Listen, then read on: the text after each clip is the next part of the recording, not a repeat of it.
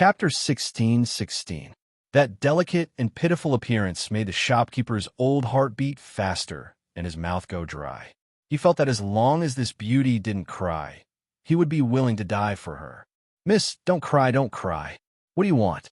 As long as you say it, even if it's the stars in the sky, I'll pluck them for you." He blurted out, but then he realized that this beauty was mute. He quickly looked at Ning. "This little brother, does your little sister want to cook? This is very easy. We can lend our kitchen to her. She can use it however she wants," he generously said. The thousand-faced young master revealed a happy expression as he made a gesture of thanks to the shopkeeper. "All right, if you like it, then go make it. After eating the dishes you made, the other dishes are a bit hard to swallow," Ning said with a smile. Thus, the thousand-faced young master happily followed the shopkeeper downstairs. Not long after, waves of fragrance began to drift out of the inn. This fragrance made the guests in the inn unable to sit still. They all used their noses to take a deep breath and swallowed large mouthfuls of saliva at the same time. There were even some people who began to look in the direction of the kitchen with drooling looks on their faces. "How fragrant! How fragrant! Waiter, your inn actually has this kind of good chef that can make such good dishes. Quickly bring the dishes for this young master. This fragrance is already so tempting. The taste of the dishes must not be bad. You bastard, you clearly have a good chef, but you're giving this young master horse food that tastes like rancid water. Do you still want to keep this in?" Some people smelled the fragrance and looked at the food in front of them. They felt that it was bland and hard to swallow. They were filled with anger and directly threw the plate at the waiter. The waiter smiled apologetically and said, "I'm really sorry, dear customers. The one cooking is not the chef of this restaurant, but a girl who lives in this restaurant. She borrowed the kitchen of this restaurant to cook, and the dishes she makes are not for sale. Please forgive us." "What? It's a guest girl? Could be the fairy-like girl who came upstairs just now?" Someone immediately asked with wide eyes. That's right, it's that girl," the waiter said with a nod. All the guests began to discuss this. "I never thought that not only would that girl be beautiful, she would also have such good cooking skills. I really don't know who has the fortune to marry such a beautiful girl." "Stop dreaming, you Favis-headed man. That girl looks like a fairy. She would marry anyone but you, Favis-headed Hassan. So what if I'm a bastard? If that girl doesn't like me, does that mean she likes you? Humph. My family is full of money. As long as I take out the shining silver, I don't believe that this beautiful lady won't be tempted. Look at her. She's dressed so shabbily, and she even has a wooden hairpin on her head. She's as poor as a grandmother. Waiter, come here and tell that fairy beauty that I, your master, have taken a fancy to her and want her to be my 13th concubine. Ask her to name a price. As long as she can name a price, your master will be able to pay for it. However many gold ingots she wants, I, your master, will give her as many as she wants. Take this gold ingot and give it to her to buy the dishes she just cooked. 1 gold ingot for 1 dish. I don't believe I can eat the dishes made by this fairy-like girl." Chapter 16:17. Everyone's eyes lit up as they stared right at the ingot. Even the attendant was greatly shocked, and he was extremely astounded in his heart. My God, this ingot was worth 50 silver coins, which was equal to 1,000 silver coins. This rich old master actually said that he could get as much as he wanted, and he even said that he could buy a dish with 1 ingot. He was truly too rich. The waiter held the gold ingot like he was holding a golden phoenix. He ran to the kitchen and repeated the middle-aged merchant's words word for word. After he finished, he added, "Miss, this is a good thing that fell from the sky. Others can't even beg for it. That official Lou often comes here to do business. It can be said that his family is very wealthy. Miss, you really met a noble person when you go out. If you really marry official Lou and become his 13th concubine, you'll be able to wear gold and silver for the rest of your life, enjoying endless glory and wealth." He placed the ingot in front of the thousand-faced young master with a face filled with envy. The thousand-faced young master did not even look at the ingot. He knit his brows and revealed a look of disgust. He gave a cold laugh in his heart. Where did this stinky bug come from, actually wanting to use gold and silver to smash him? Would he even put this kind of stinky thing in his eyes? The waiter immediately said, "Miss, do you think the money is too little?" Official Lou said that this ingot of gold will only buy a dish from this miss. Miss, even if you don't like Official Lou, you can still sell a dish to him. This ingot of gold is worth 1,000 silver coins. Even if this little one were to work as a waiter for a lifetime, I wouldn't be able to earn 1,000 silver coins. The thousand-faced young master almost smashed the dish in his hand onto the head of this talkative waiter. He forcefully glared at the other side. Thinking of Chun Ning upstairs, he suppressed his anger and did not explode, but he was so angry that his chest was heaving up and down. The waiter was stunned. He stared at the two buns tied to his chest, not moving his eyes at all. "What are you looking at? If you keep looking, I'll dig out your eyes." The thousand-faced young master angrily cursed in his heart. He really wanted to throw out a hidden weapon and turn all these men into blind men. With a thought, his right hand reached into his chest and took out a small bottle. He sprinkled some powder on the dish that had just been taken out and gave it to the waiter, taking the ingot of gold. Humph! He wanted to eat his own cooking. All right, then he would let that blind man have a taste of his power. "Miss, you agree to sell this dish to Lou Official?" The waiter came back to his senses and said in a surprised and happy voice. The thousand-faced young master nodded and impatiently pointed out, indicating for the waiter to leave. Because of this disgusting matter, he lost the good mood to cook. The waiter brought the dish over to Lou Official Lou's table. This time, everyone's attention was attracted by this dish, and they all looked at Liu Yuanwei with envy. There were also people who felt that he was really stupid. He actually spent a gold ingot to buy a dish. If this wasn't being stupid, then what was?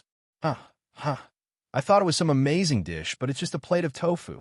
I was wondering what kind of amazing dish it was. It's just a plate of tofu. You didn't see wrong. It really is tofu. There's no mistake. It really is tofu. If you don't believe me, go and see for yourself. Chapter 16:18. He had spent 1,000 taels of silver to buy a plate of tofu. If word of this got out, wouldn't he become the biggest joke in the world? No, he had already become a joke. Everyone was looking at him as if they were looking at an idiot, which made Liu Yuanwei's face burn with embarrassment. His face immediately darkened as he slammed the table and shouted, "Waiter, how dare you? How dare you lie to me?" The waiter jumped in fright and hurriedly said, "Squire Liu, even if I had 120 guts, I wouldn't dare lie to you." "You didn't lie to me?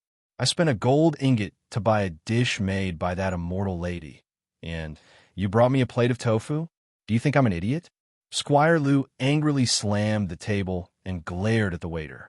The waiter relaxed and laughed. "Squire Liu, calm down. Calm down. I really didn't lie to you. This plate of tofu was really made by that immortal lady.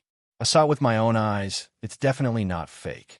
Smell this fragrance. Although it's just a plate of tofu, I've never smelled such fragrant tofu in my entire life." As soon as he finished speaking, all the customers in the hall began to sniff. "Oh, it smells so good.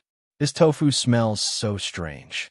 If I didn't see it with my own eyes, I would have thought it was roasted deer tail or bear paw." Squire Liu forcefully sniffed, and the anger on his face disappeared. The waiter was right. He had eaten delicacies his entire life, but he had never smelled such fragrant tofu. "It smells good. I wonder how it will taste in my mouth." He picked up the soup and scooped a piece of tender tofu into his mouth. But when he thought about how he had spent 1,000 taels of silver to buy such an unremarkable plate of tofu, even though he was rich and overbearing, he still felt his heart ache. He felt like he had made a fool of himself again. Who would have thought that as soon as the tofu entered his mouth, the fresh, fragrant, tender, and smooth texture exploded on the tip of his tongue? If he hadn't seen it with his own eyes, he would have thought he was eating shark's fin, abalone, bear paw, or other delicacies. This is really tofu. It's simply too delicious. I've never eaten such delicious tofu in my entire life. After tasting the deliciousness of the tofu, Squire Liu couldn't help but continuously scoop up the tofu from the plate and take large bites, praising it as he ate. That gluttonous appearance of his with beaming eyebrows and beaming eyes shocked everyone. Lou, Squire Lou, is this tofu really that delicious? The waiter swallowed his saliva and couldn't help but ask. The other customers also felt hungry, very hungry. They rubbed their growling stomachs and stared at the plate of tofu that was about to be swept clean by Lu Yuanwei. They really wanted to have a taste of it. Squire Lu was also eating like a tornado. He was even licked clean of the tofu. Squire Lu's stomach. Squire Lu was like a cloud. He even licked it. Squire Lu gobbled up the entire plate of tofu like a whirlwind sweeping away the clouds. He even licked the soup off the bottom of the plate, but he still looked as if he hadn't had enough. Waiter, go and buy me a dish as well.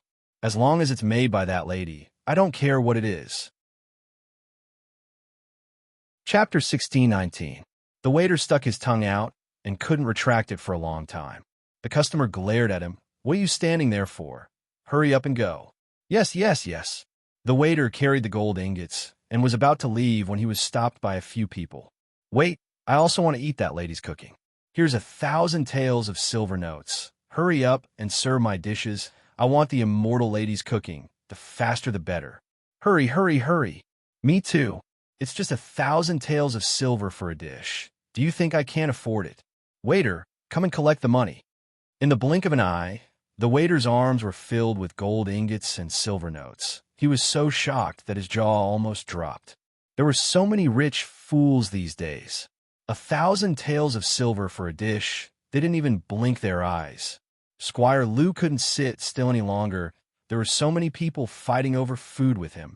Why didn't they take a piss and look at themselves, wanting to eat the immortal lady's cooking? They weren't worthy. Thus, his face darkened, and he shouted, Waiter, do you have a reply to the lady I asked you to ask? The waiter was stunned for a moment, then remembered that he had forgotten about this matter. He hurriedly said, Please wait a moment, Squire Lu. I'll go and listen to the lady's reply. He ran towards the kitchen with a pile of silver notes in his hands. As soon as he entered the door, he excitedly shouted, Miss, you really met a noble and rich man. Squire Lu is full of praise for your cooking. Many customers are willing to pay 1,000 taels of silver to buy your cooking. Again, the thousand-faced young master was enraged.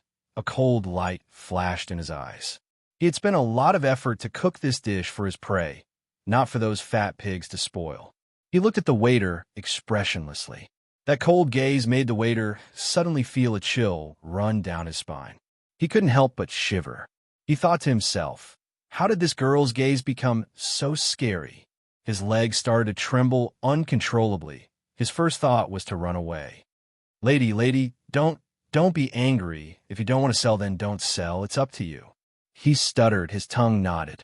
He started to run, but just as he reached the door, he suddenly remembered Squire Lu's words. He could only turn back and ask boldly, Lady, Squire Lu wants to take you as his 13th concubine. Are you willing? Before he could say the word, I'm willing, something in the air suddenly flew over and stuffed his mouth with a pu sound. He felt a spicy smell. He quickly dug out the thing in his mouth. It was a head of garlic. Lady, don't be angry. Don't be angry. The waiter was frightened by the baleful aura emitted from the thousand-faced young master and did not dare to say a word as he ran away with his tail between his legs.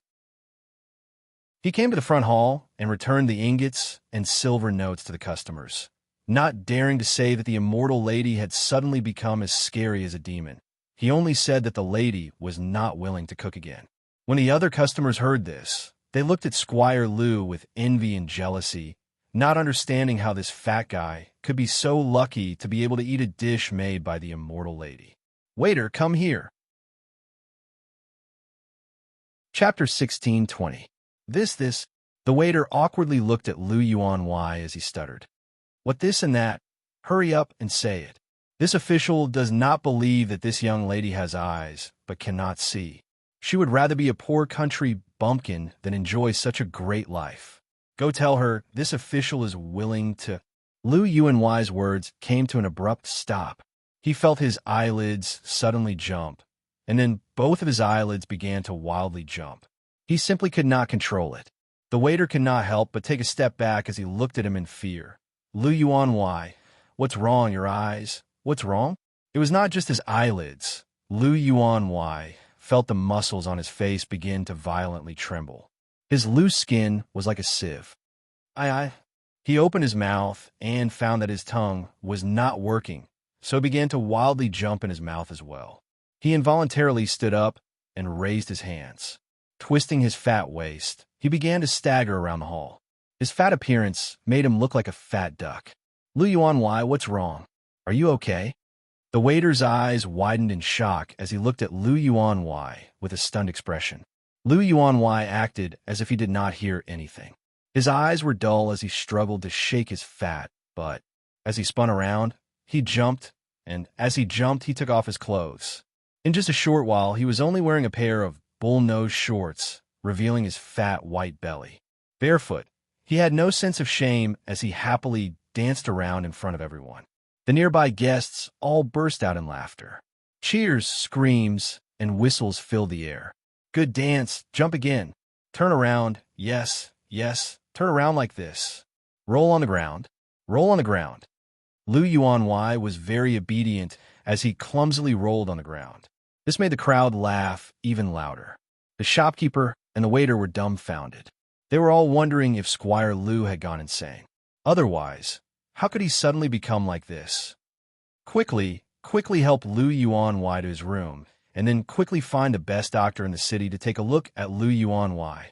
The shopkeeper was afraid that things would get out of hand, and quickly urged the waiter. Several waiters rushed forward and helped Lu Yuan Wai, who was rolling on the ground, up. Lu Yuan Wai, you're tired. Go back to your room and rest. Squire Lu was still struggling with all his might. His mouth was shouting something, but no one could hear what he was shouting. The waiters used all their strength to subdue Lu Yuan Wai and send him to his room. Only then did the farce come to an end. However, Lu Yuan Wai was pressed down on the bed by several waiters, unable to move. His eyes were wide open, and he struggled with all his might. His eyeballs were about to pop out, and his eyes were bloodshot. He looked like a ferocious beast that was about to devour him. Lu Yuan Wai, what's wrong? Just wait a little longer. The doctor will come and take a look at your illness soon. One of the waiters said while trembling with fear. Lu Yuan Wai suddenly opened his mouth and let out a roar. In an instant, he became extremely strong and broke free from the waiter's hands. He grabbed another waiter and opened his mouth, revealing his white teeth as he bit down on the waiter's ear. Chapter 16:21. Crazy. Steward Lu has gone crazy. Everyone panicked, and they all moved far away from Steward Lu. Lu Yuan Wai jumped from the bed to the floor, hugged a table leg, and began to chew on it. Yummy, yummy, he mumbled as he nibbled. When everyone saw this scene, they were all scared stiff. Outside the window, the thousand-faced young master coldly looked away and left with an expressionless face. Humph! Those who offend this young master will never have a good ending, he said hatefully in his heart. He held a tray in his hand, and there were 4 dishes on it. The fragrance filled the air as he slowly walked towards Chun Ning's room.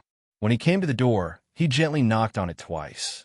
The cold glow in his eyes instantly disappeared, and his cold and emotionless face suddenly changed into a gentle expression. It was like he was a completely different person from before. Qian, you finished cooking?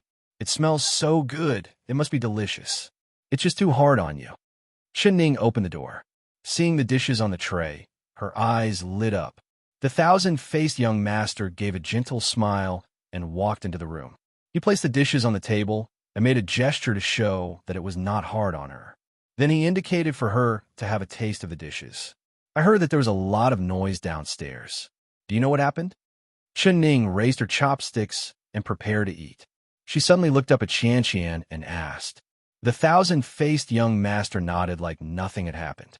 He took out the gold ingot from his chest and placed it on the table. He made a few gestures.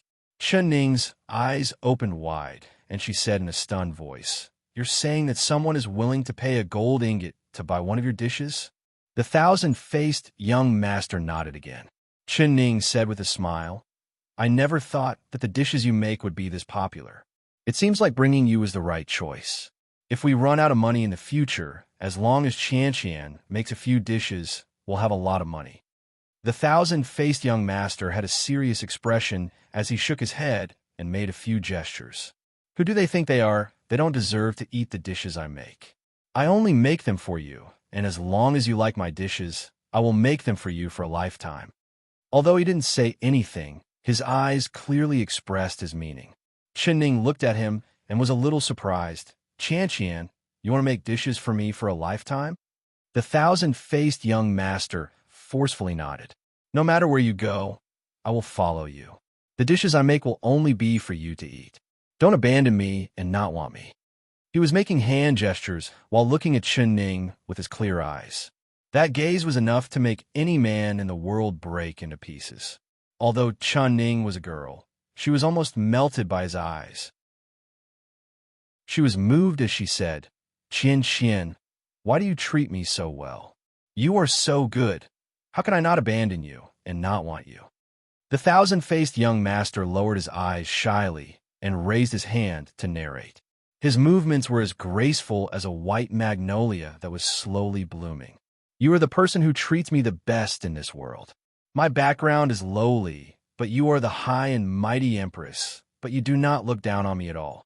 From then on, I decided to follow you for the rest of my life, to be your ox or horse, to be your slave or servant." Chapter 16:22. The thousand-faced young master's eyes revealed a look of endless joy. He pointed at the dishes on the plate and raised his long eyelashes, looking at Ning with a questioning gaze. Ning said with a faint smile, "The dishes you make must be very delicious." She picked up a chopstick and slowly brought it to her mouth. The thousand-faced young master looked at her without blinking, his eyes filled with anticipation. He had added a special medicinal powder to these 4 dishes. It was the same as the one he had added to the tofu in Yuan Wai Lu's plate. As long as she ate it, she would soon become like Lu Yuan Wai and do something that would make her look bad. Very soon she would be performing a striptease in public, under the watchful eyes of the multitude. It would be a most amusing and splendid spectacle. He revealed a calm smile, preparing to watch a good show. Qian, don't just look at me. You've been tired for so long, so you must be hungry. Let's eat together." Ning placed a pair of chopsticks in the thousand-faced young master's hand. She placed the food on the chopsticks into a small bowl and placed it in front of him. She wasn't eating? Why wasn't she eating? Did she see that he had done something to the food? The thousand-faced young master stared at the food in his bowl. It was like a duck that was about to be eaten had suddenly flapped its wings and flown away. "Quickly eat." Ning smiled as she looked at him. The thousand-faced young master had a guilty conscience. His first reaction was that she wasn't eating because she was suspicious of him. All right, then he would eat it for her to see. He had added a special medicinal powder to the food, so naturally he had the antidote. The thousand-faced young master nodded. He picked up the food in his bowl and elegantly placed it in his mouth, slowly chewing it. Speaking of this, the medicine in the food was personally made by him, and it was very strong. If he didn't take the antidote, even he wouldn't be able to take it. He ate the food while silently reaching his left hand into his chest, touching the antidote bottle. "Io!" Suddenly, Ning gave a surprised cry, scaring the thousand-faced young master. He thought that his little action had been discovered by her, and his left hand trembled. It slipped out of his chest, and his eyes went wide as he looked at Ning. "Cockroach! Qian, there's a cockroach in this room." Ning revealed a look of panic. She pointed at a corner of the room and cried out, "Cockroach?" He thought she was amazing. He never thought that she would be afraid of a little bug. The thousand-faced young master gave a contemptuous snort in his heart. He stood up and walked in the direction Ning was pointing. Sure enough, he saw a cockroach crawling in the corner. He did not hesitate as he stretched out his foot and crushed the cockroach into a corpse. He then turned to Ning with a smile and made a gesture. "I said I would protect you. Don't be afraid." Ning let out a sigh of relief and said, Qian, you really are brave. It's a good thing you're here. Chen Ning let out a sigh of relief and said of heart. Killing cockroach Qian Qian was Chun of courage, of cold. The thousand-faced young master sneered in his heart and said in sign language, "Let's eat. The dishes won't taste good if they get cold." Chen Ning nodded and sat down in front of the table. She picked up a piece of vegetable and placed it in her mouth. The thousand-faced young master held his breath and looked at her without blinking. Of Chun, of Chun come Chun. Ning Ling, Chun of Chun, he was Bug, he of Ling Long. Chapter 16:23. He took a look at the table and saw that there was indeed a green soybean worm lying on the vegetable. Damn, why didn't he find this bug when he was cooking? It was all because of this damn bug that he had ruined his good deeds. The thousand-faced young master wanted to vomit blood, but he revealed an apologetic expression. He threw the vegetable into the trash can and pointed at the other 3 dishes. He gestured, indicating that these 3 dishes would not have bugs on them. All right. Chen Ning nodded and reached for the sweet and sour pork ribs with her chopsticks. The thousand-faced young master revealed a faint smile. He had added more powder to this sweet and sour pork than the other dishes. As long as she ate a piece of pork ribs, it was guaranteed that she would be poisoned. She would be like that steward Lu, dancing for him to see.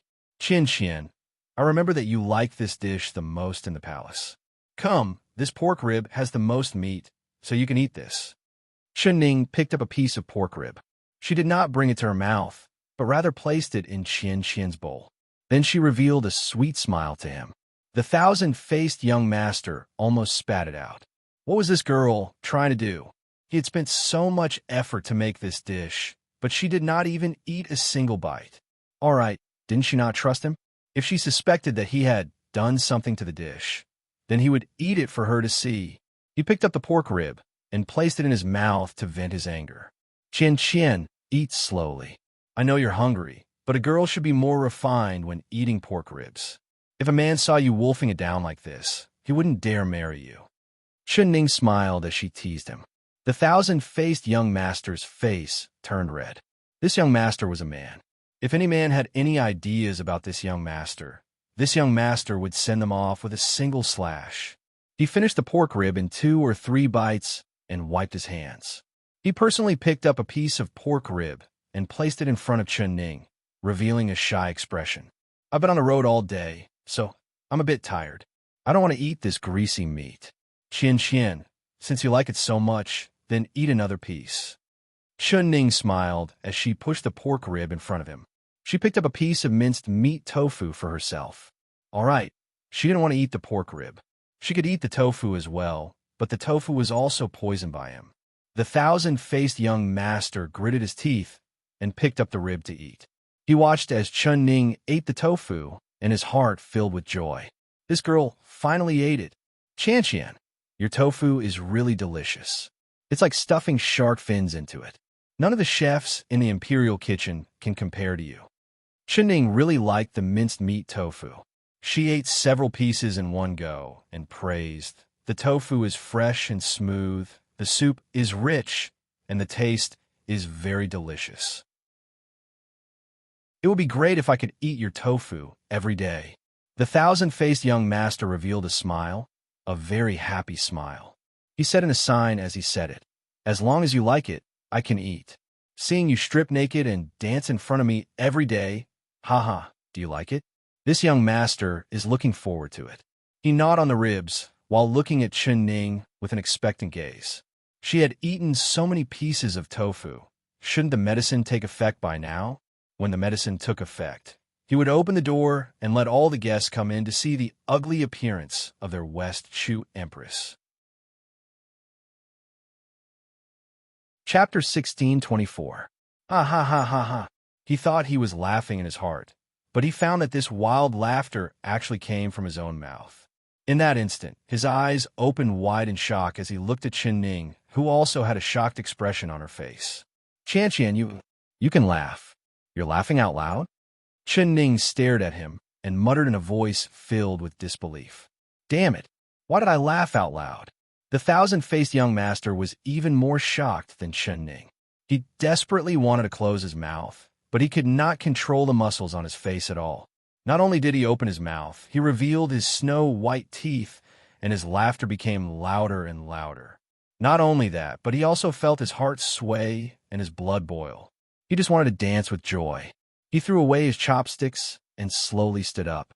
He raised his hands and swayed his waist, making all kinds of enchanting movements. He even gave Chun Ning a flirtatious look. Chun Ning was stunned seeing this. She said in a stunned voice, "Qian, what's wrong with you?" The thousand-faced young master acted like he did not hear anything. He continued to dance while taking off his clothes. His right hand hooked onto his belt and threw it far away.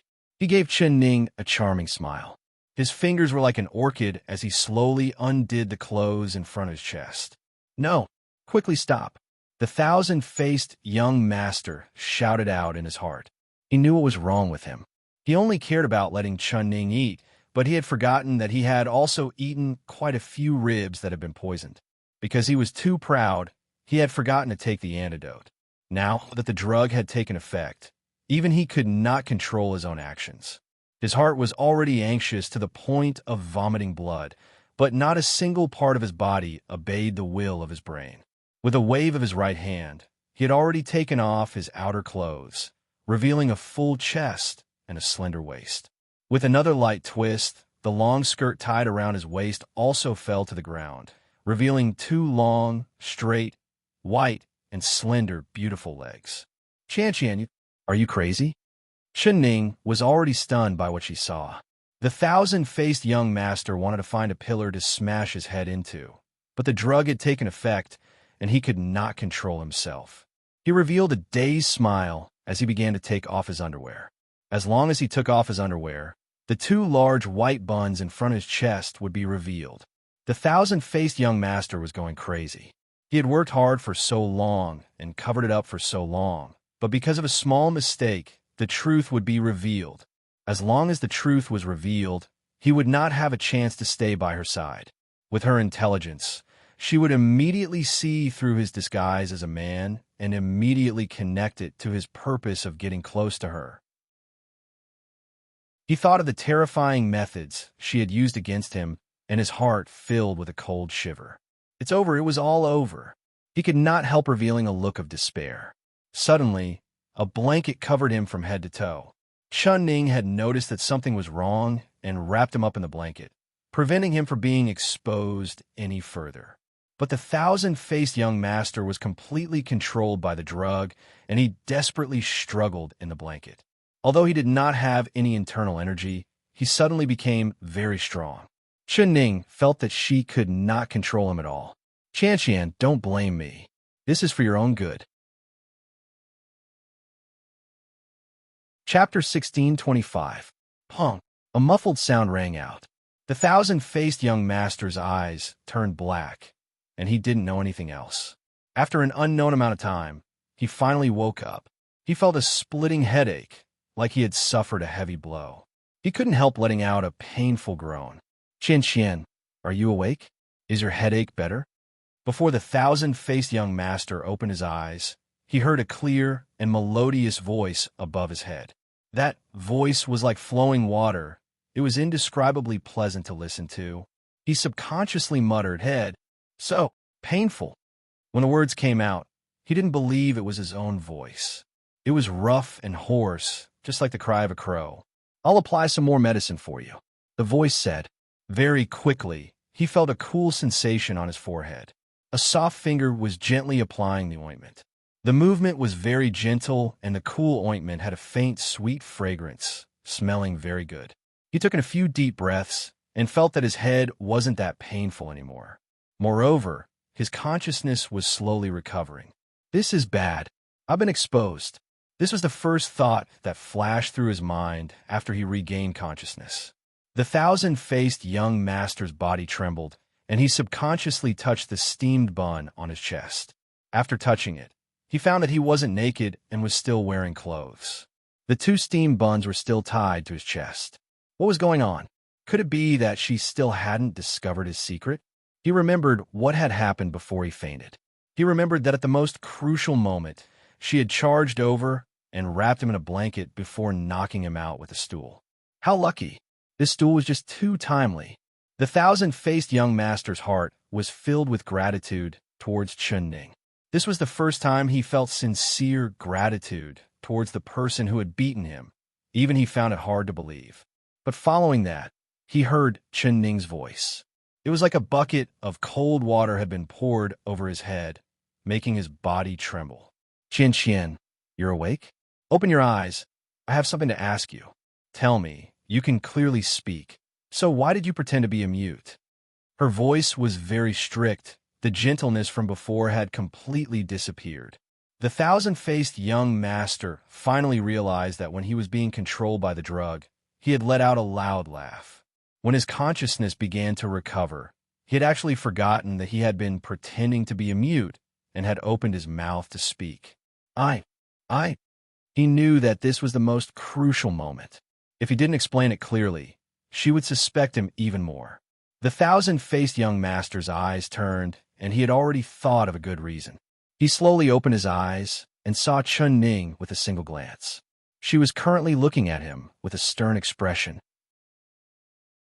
Her eyes were like a mirror, clearly reflecting his face, making him feel like he could not hide anything. It was like the secrets in his heart had been seen through by her with a single glance. Impossible. He, the thousand-faced young master, was unparalleled in the world in disguise. She was just a little girl who was still wet behind the ears, so she would definitely not be able to see through his disguise. His eyelashes fluttered, and then a layer of tears appeared at the bottom of his eyes, as if he was about to cry. Nyang, it was Qian who lied to you.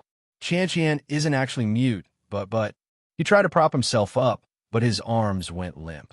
Just as he was about to straighten himself up, he fell heavily back onto the bed.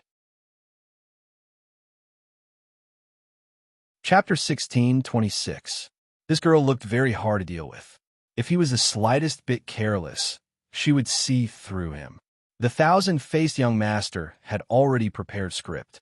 He knew that the best and most natural performance was to reveal his true feelings. If he acted, there would definitely be a flaw. He laid on the bed and looked right at Chunning. Then he gave a sigh and looked away. He looked at a corner with an incomparably bitter expression. Empress, Qian knows that no matter what I say, you won't believe me because I lied to you. Now that you've discovered this secret, you won't want me by your side anymore. This matter is indeed Qian's fault. Qian shouldn't have lied to the Empress. Empress, please leave.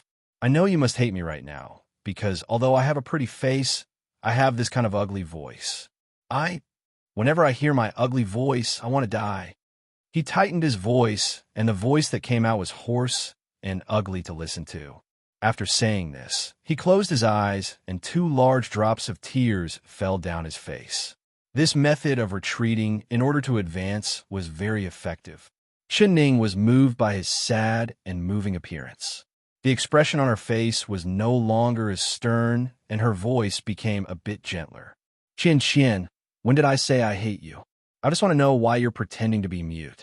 Is it because your voice is ugly to listen to? This matter is indeed very strange. You're so beautiful, but your voice is like a man's. However, this isn't a flaw. Actually, your voice isn't as ugly as you think it is. It's just a bit deep. No, Empress, you don't need to comfort me. Qian knows that my voice is very ugly to listen to, just like a black crow. However, I didn't want it to be like this. I was harmed by someone. The thousand-faced young master suddenly opened his eyes, and his face couldn't help revealing an excited and angry expression. Harmed by someone? Tell me, who harmed you? Chunning's expression changed once again. The thousand-faced young master tightly clenched his hand. His expression was filled with pain, like he was thinking of an unbearable past. He shook his head. Forget it. It's fine if we don't talk about it. This matter has already happened for many years, and I've already forgotten about it. Qian, you've suffered in the past, right? If you're willing, you can tell me everything. Chunning sincerely said as if she had guessed something.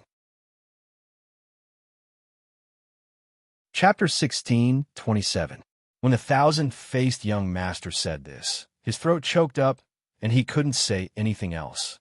Large drops of tears began to fall from the corner of his eyes. So it's like this. So you didn't want others to look at you strangely. So you pretended to be a mute, right? Ning was suddenly enlightened.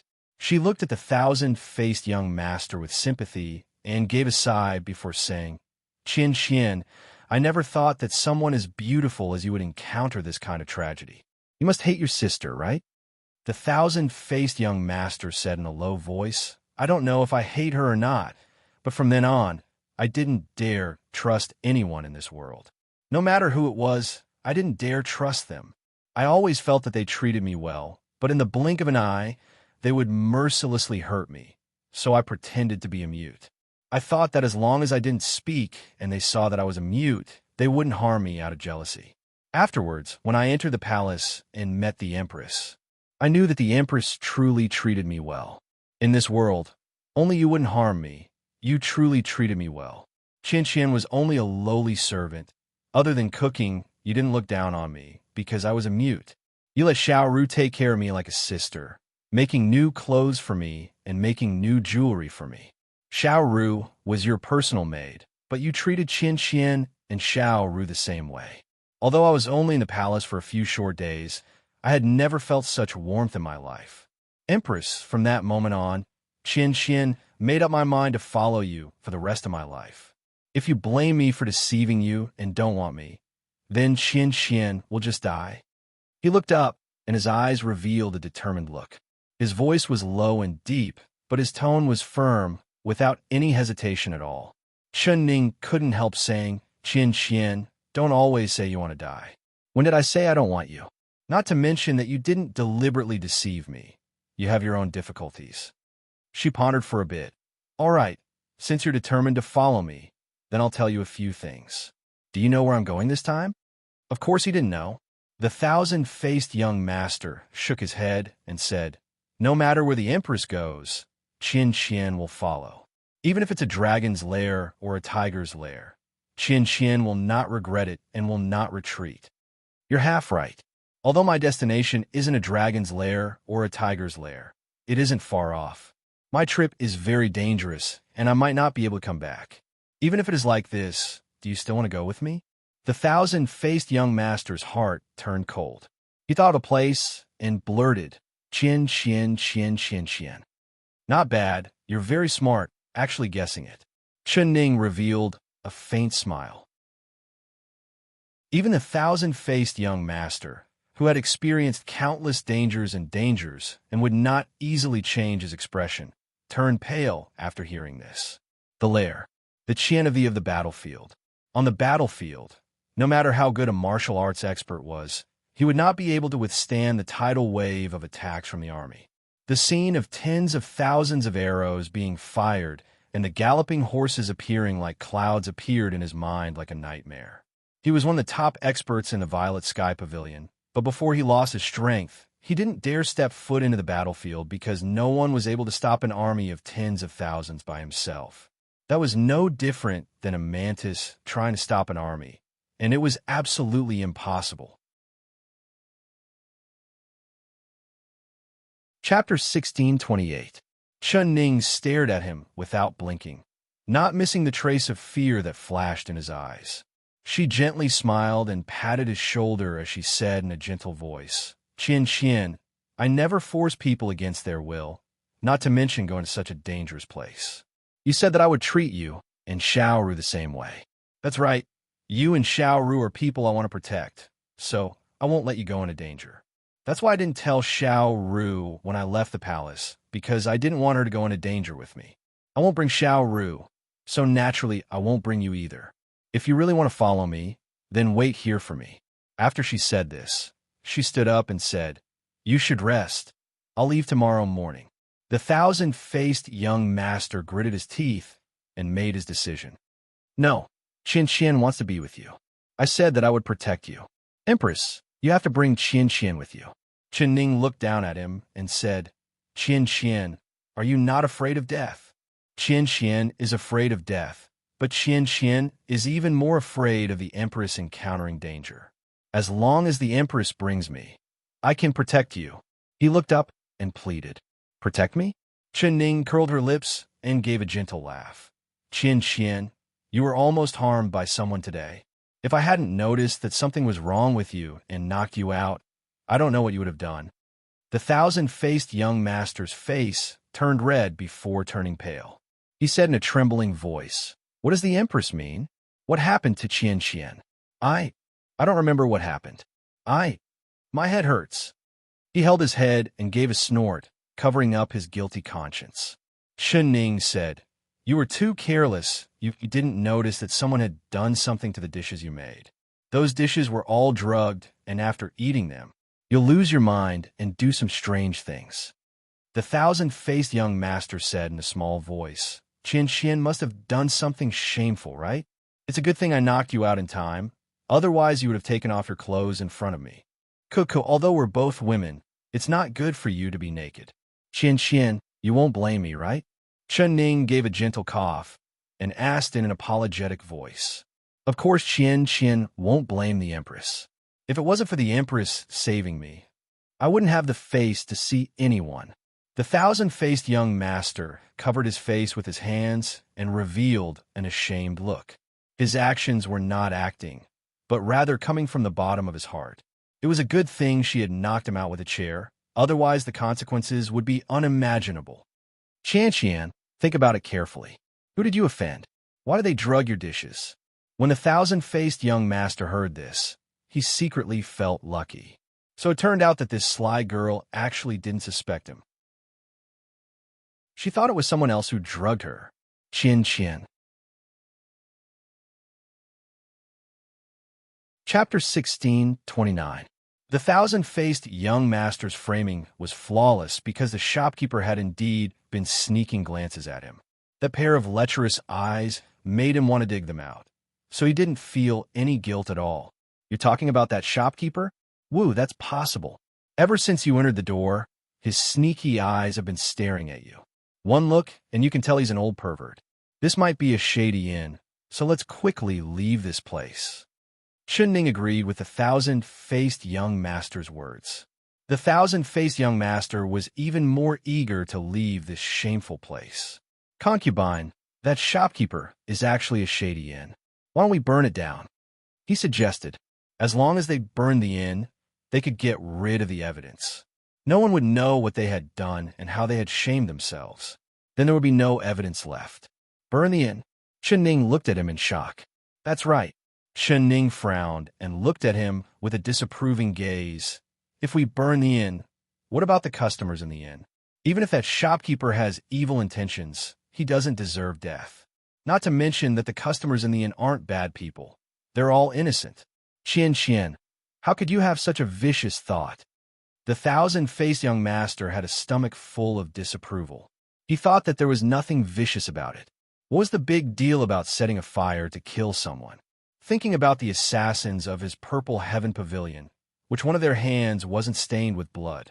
In order to eliminate their target, let alone setting a fire to an inn, even if they had to kill the entire city, they wouldn't even blink.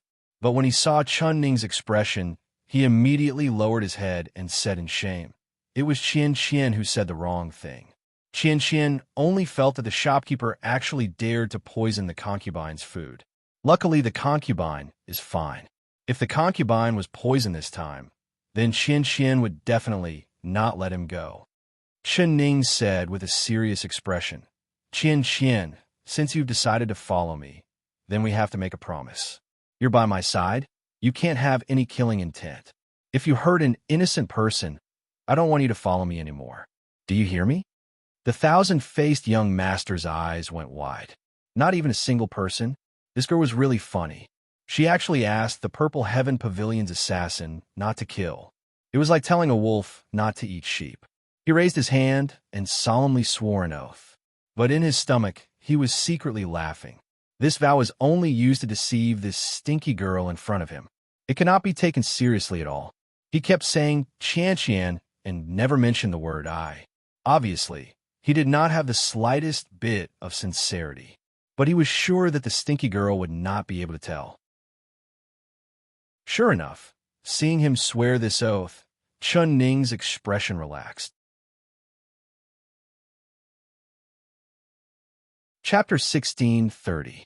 The thousand-faced young master didn't care about her words, but he revealed a humble expression as he nodded. Qian Qian understands. Chen Ning then said, not to mention whether it was the shopkeeper who poisoned you or not. That is only our guess, and we haven't seen it with our own eyes. If it wasn't him who poisoned you, and you still set the store on fire, you will only harm many innocent people. Once this fire starts, it is very likely that the nearby citizens will be affected as well. Before you do anything, you have to think about the consequences. The thousand-faced young master nodded and said in an ashamed voice, Qian Qian is stupid. Luckily, the Empress has reminded me. Qian Qian won't dare do it again. Chun Ning revealed a faint smile at him. All right, you might not understand these things right now, but I'm doing this for your own good. I hope you don't do anything wrong. If you do something wrong, you might take one wrong step, and every step will be wrong. It will be hard for you to walk the right path in the future. Also, don't call me Empress in the future. Then how should Qian Qian address you? Chen Ning thought about it and said, how about this? When there are people around, you can call me Big Brother. When it's just the two of us, you can call me Elder Sister. I treat Xiao Ru like my own little sister, so in my heart, you are also my little sister. Elder Sister. The corner of the thousand-faced young master's eyes twitched, feeling like he had been struck by lightning. He looked at Chun Ning's delicate and tender face. It was so tender that water could be squeezed out. This girl shouldn't even be 18 years old this year, and he was older than her by 5-6 years. But she wanted him to call her elder sister? That's right. Qian Qian, are you not willing to recognize me as your elder sister? Chen Ning looked at him and said. In her heart, she felt that she was older and more mature than Qian Qian. It had to be known that she was a spirit that had crossed over, and her original age and the age of this body added together. She was still older than Qian Qian. Not letting her call her Ani was already a sign that she was afraid of calling her old. The thousand-faced young master gritted his teeth. All right, elder sister is elder sister. When this elder sister falls into his hands, he will let this elder sister know just how powerful this younger sister is. However, when the words reached his mouth, he couldn't open his mouth. His face turned as red as a piece of cloth. The thousand-faced young master's eyes turned and immediately thought of a good reason. Empress, it's not that Qian Qian doesn't want to recognize elder sister, but Qian Qian had an elder sister when Qian Qian was young, and it was her that made Qian Qian's voice become like this. She is the person Qian Qian trusted the most, but she harmed Qian Qian's life. This reason was so flawless that even he secretly applauded his own quick-wittedness. When Chen Ning heard this, she said in an apologetic voice, It's all my fault. I didn't think of this. Then don't call me elder sister. How should I call you? QT Qianri. Qian Qian was proud in his heart, but he asked a question that puzzled him. Nyang Nyang, there is one thing that Qian Qian doesn't understand. That dish was drugged, and after eating it, Qian Qian lost control and did all sorts of shameful things. However, Nyang Nyang also ate quite a bit of that dish, so why are you fine? Chapter 16:31. The thousand-faced young master revealed a surprised expression. Why is that? Could it be that your highness has a special physique and is immune to all poisons? Chen Ning shook her head. It's not that my physique is special, but I am indeed immune to all poisons. You've been in the palace for a few days. You should have heard that I have a good master, right? It's the #1 divine doctor in the world, Gu Qingze. The thousand-faced young master blurted out. He had indeed heard of it and was secretly angry at the time. He didn't know that this stinky girl's luck was so good that she could gain the favor of the #1 divine doctor and become his disciple. That's right, it's him. My master's skills are very great. Not only is his medical skills unparalleled in the world, even his ability to make medicine is something no one can compare to. Qian Qian, since I treat you as one of us, I'll tell you a secret today. What secret? The thousand-faced young master's heart began to beat faster. My master gave me an elixir called the Spirit Rhinoceros Pill. After taking this pill, I will be immune to all poisons, so the medicine in the dish has no effect on me at all. Even if someone uses a poison knife or a poison sword to hurt me, I won't be afraid. Chen Ning revealed a faint smile, and her voice was filled with gratitude towards Gu Qingze. Bastard. Damn. So it was like this. The thousand-faced young master who knew the truth was so depressed that he wanted to kill himself. If he knew that this girl was immune to all poisons, he wouldn't have done something as stupid as putting medicine in the dish. In the end, not only did he not harm the enemy, he had almost exposed himself. Spirit rhinoceros pill? I never thought that there would be such a good thing in the world. Qian Qian really envies your highness' luck to have such a good master. The thousand-faced young master wanted to spit out blood in his heart, but he had to pretend to be happy on his face. But no matter how he tried to hide it, there was still a flash of hatred in his eyes. It was a good thing Chen Ning did not notice it. She looked out the window and softly said, "My master is very good, but it's a pity that my disciple hasn't learned anything from him. I haven't done what I promised him. AI, thinking about it, I'm really ashamed of the kindness my master has shown me. Your highness has such a wise master and this smart. You will definitely surpass your master in the future. Qian Qian really envies your highness. If Qian Qian had this kind of luck, it would be great. To be able to learn the medical skills of the #1 divine doctor in the world. This is something many people dream of." The thousand-faced young master sincerely said, especially when he heard that Gu Qingze actually had that Lingxi pill that was immune to all poisons. His eyes shone with envy. Of course I want to learn it, but it is a pity Qian pill. Of course I want to learn. It's a pity that Qian doesn't have the fortune to have such a good master. The thousand-faced young master sighed as the light in his eyes dimmed. Master learning, not medicine, but he didn't want to learn. Qian skills. Qian Qi is Qi. If you want to learn, If you want to learn, I can teach you a thing or two. Chen Ning said with a smile. Although I only know a little about medicine, I have read quite a few medical books. If you really want to, we can compare notes. Qian, actually studying medicine is good for people. It can help you digest the hostility in your heart and give you a compassionate heart, so you won't want to kill people so easily in the future. Chapter 16:33. Ant. The thousand-faced young master suddenly felt like he had shot himself in the foot. He wanted to cry, but had no tears. If he really called her aunt, wouldn't he be a generation lower than her? If he knew it would be like this, he would have agreed to call her elder sister. Qian, you're not willing? I'm willing. Qian is willing. Then Qian will call you aunt from now on. The thousand-faced young master almost squeezed out the word aunt through his teeth, but he had no choice but to pretend to be overjoyed.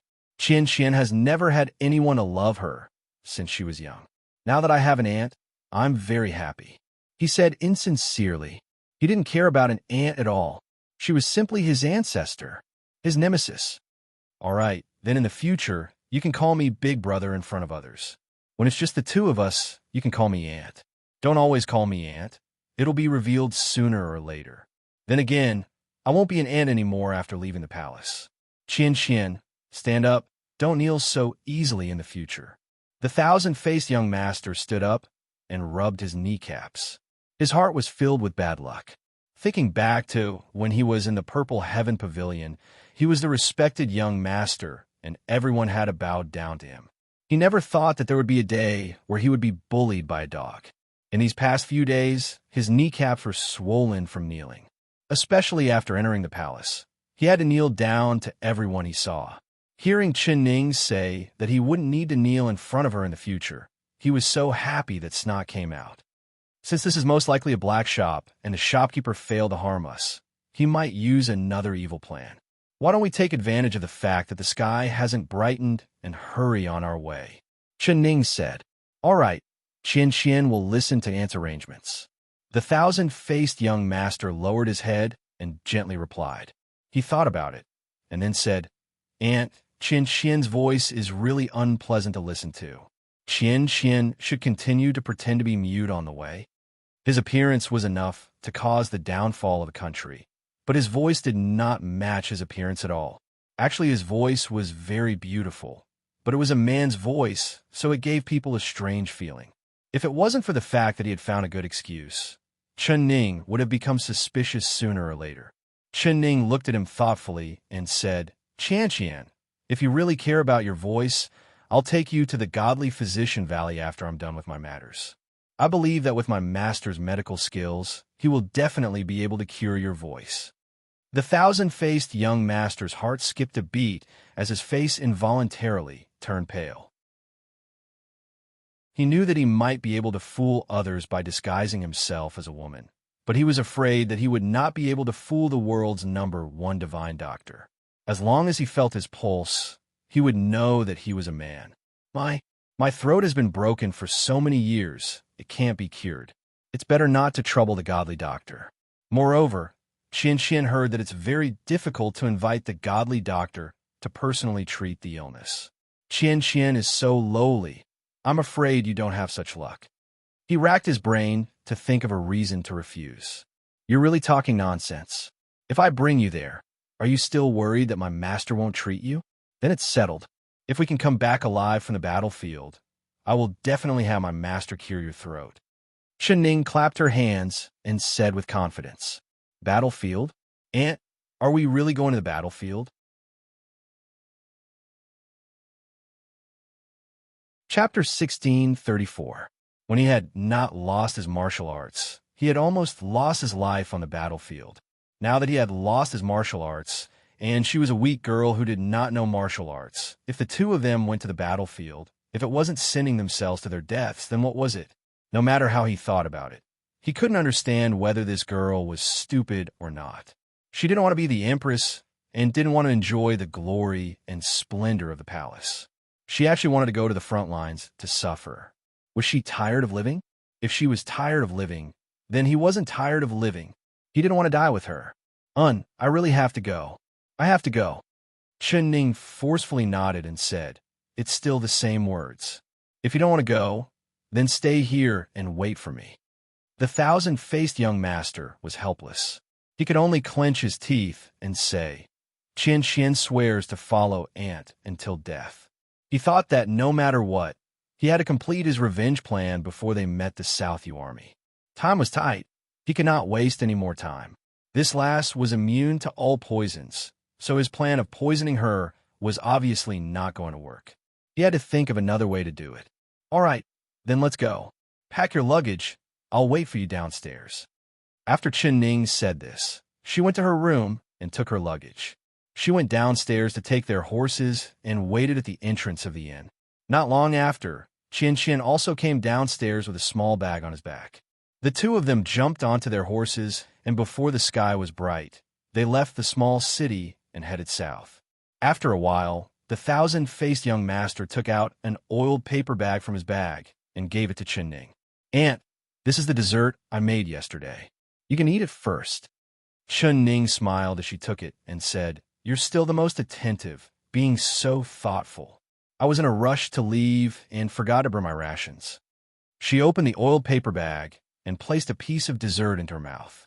She praised, I never thought that after leaving the palace, I would be able to eat desserts that are even better than the ones made by the chefs in the palace. Qian, your cooking is this good. It seems like I'll have good food on the way. Since Aunt likes it, Qian is very happy.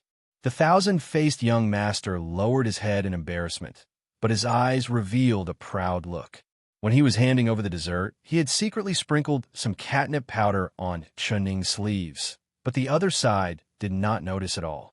Since he knew that she was immune to poison, he did not poison her and only sprinkled in a bit of mustard powder. He was still not willing to give up. Immune to poison?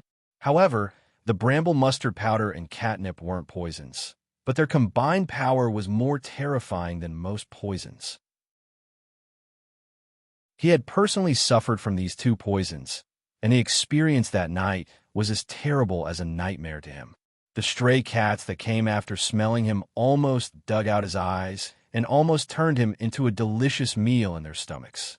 It wouldn't be long before the woman in front of him would taste the fear he had tasted at night and the taste of being treated as a meal by a stray cat. That was very interesting Very interesting. Ning did not notice the tricks the thousand-faced young master was playing at all. She ate 2 desserts with relish, and then gave the oil paper to the thousand-faced young master. Qian, you should eat a few to fill your stomach. We still have half a day's journey to the next town. You won't be able to last until then if you don't eat. The thousand-faced young master was afraid of raising her suspicions, so he thought that the mustard powder alone would not have any effect. As long as he did not touch the catnip, the wild cats would not attack him.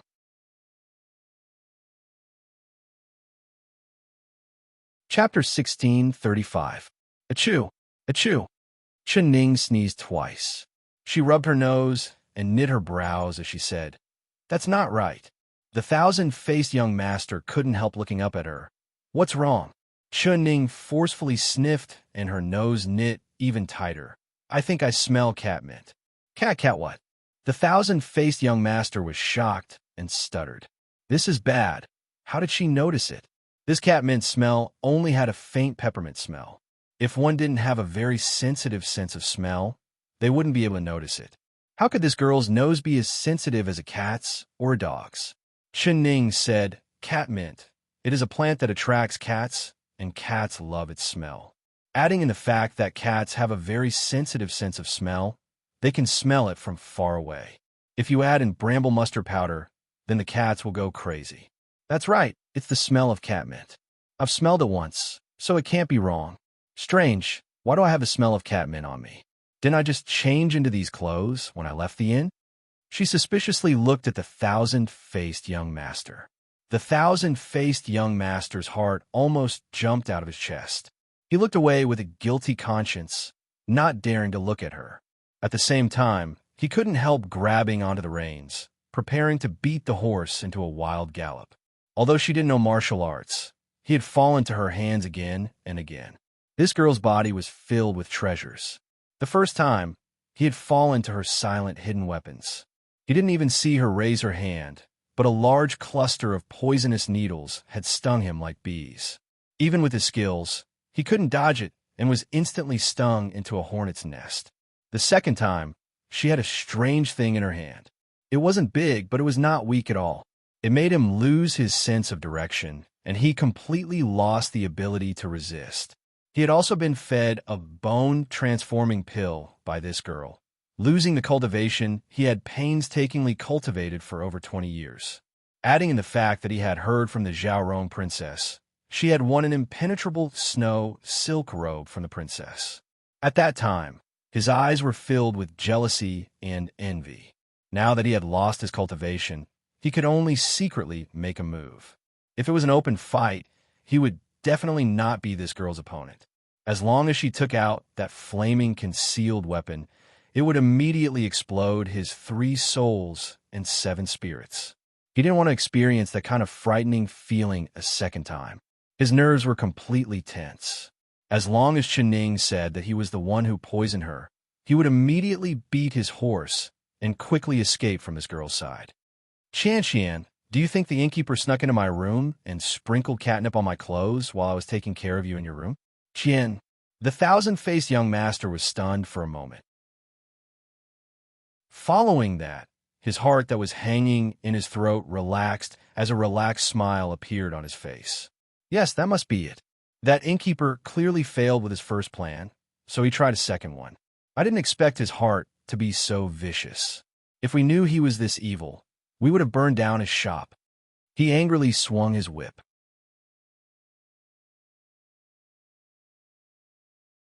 Chapter 16:36. The thousand-faced young master's heart wanted to vomit blood, but he revealed a concerned expression. "Aunt, you have to be careful." Ning nodded and took out a set of men's clothes from her bag. She sniffed it and then said in a relieved voice, "It's good. This set of clothes isn't covered in catnip powder. It seems like that person only sprinkled catnip powder on the top piece of clothing in a hurry." She jumped off the horse and looked around. Then she said to the thousand-faced young master, "Qian, you have to be careful too. This forest is dense, and there might be bandits around." The thousand-faced young master gave a cold laugh in his heart.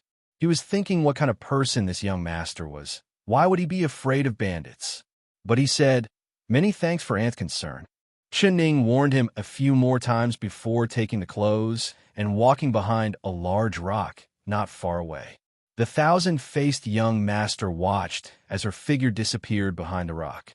He secretly thought that it would be best if a poisonous snake bit her while she was changing clothes. Damn, this girl was immune to 100 poisons. She would be fine even if she was bitten by a poisonous snake. Now that she had seen through the catnip powder, what method should he use to deal with her? Ga.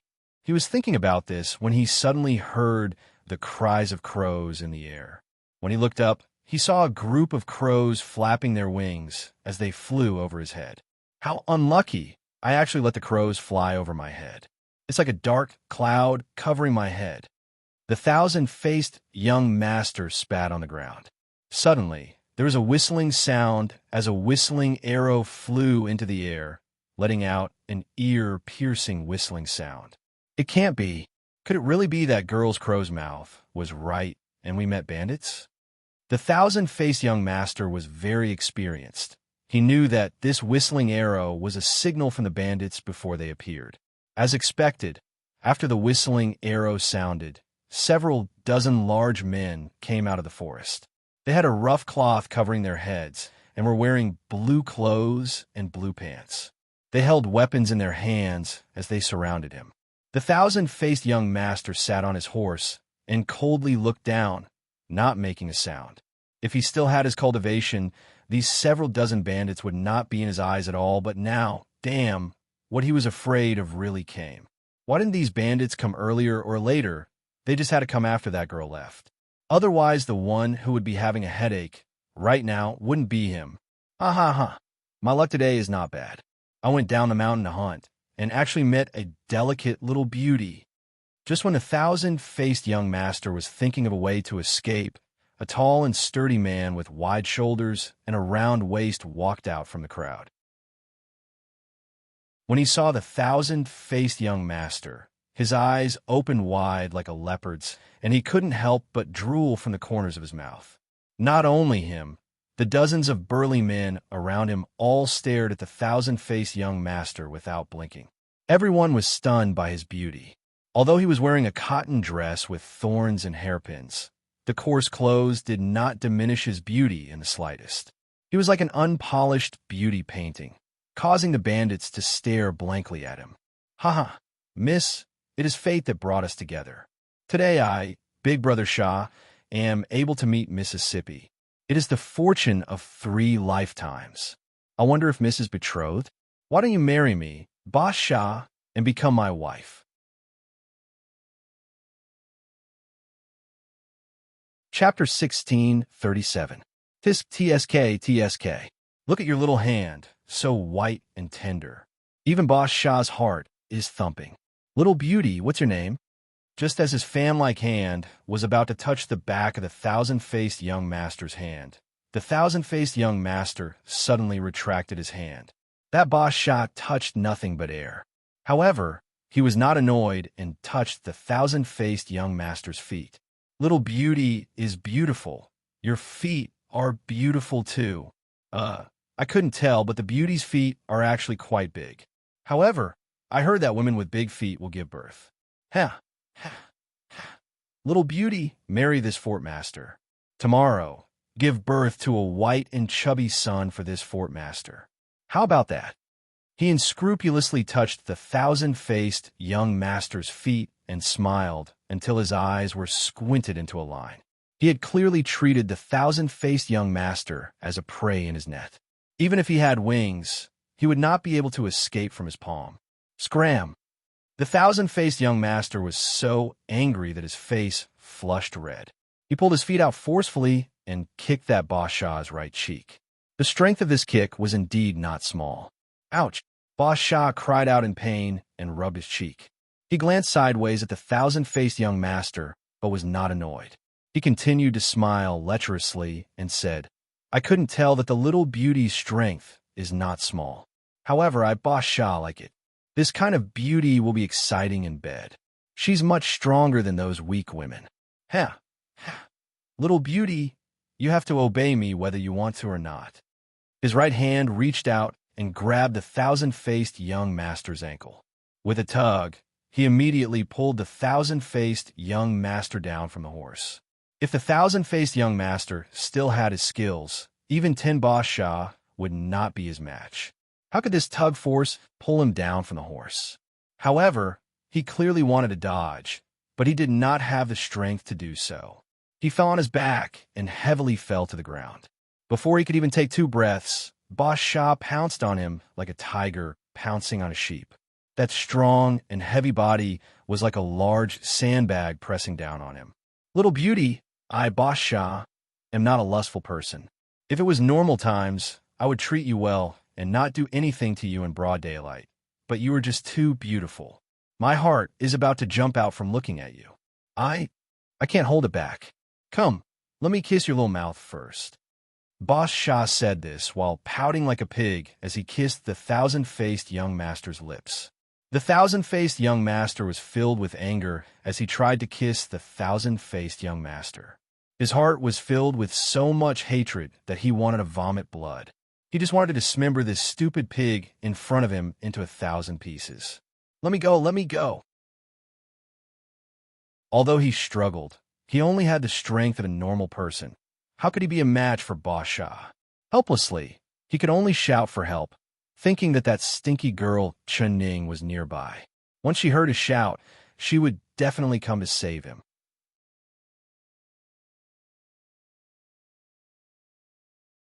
Chapter 1638. Boss Shah laughed proudly and arrogantly.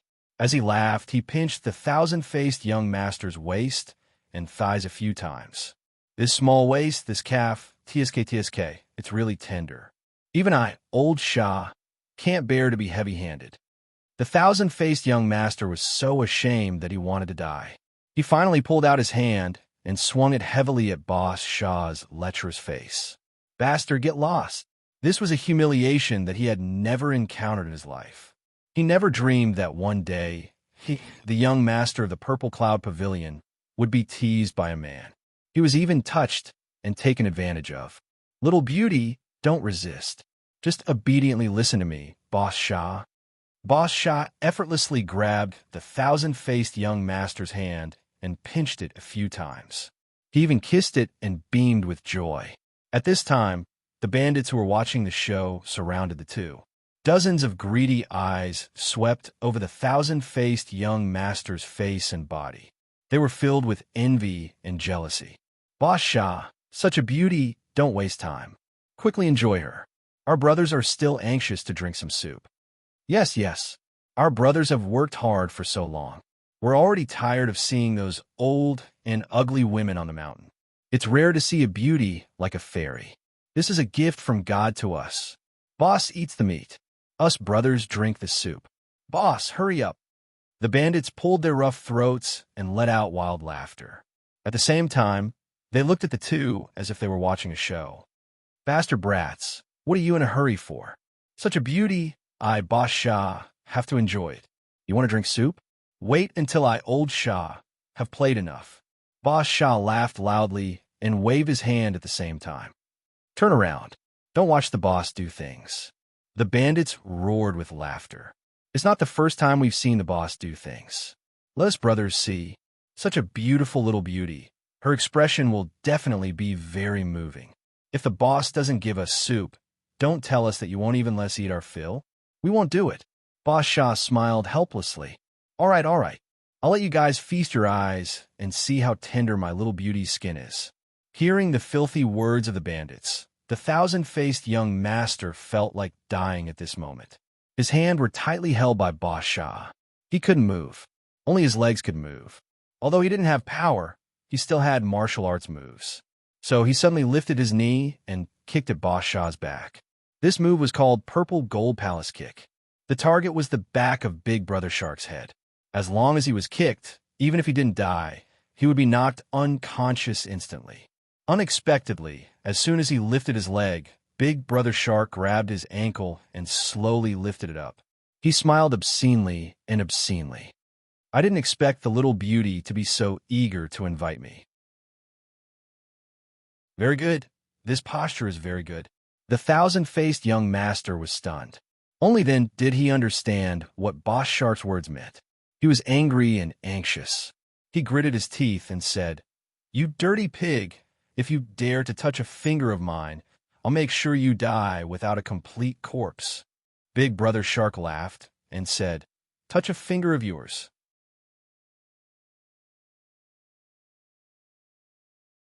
Chapter 1639. I couldn't tell that this little beauty is so skinny, but she is quite a bit here.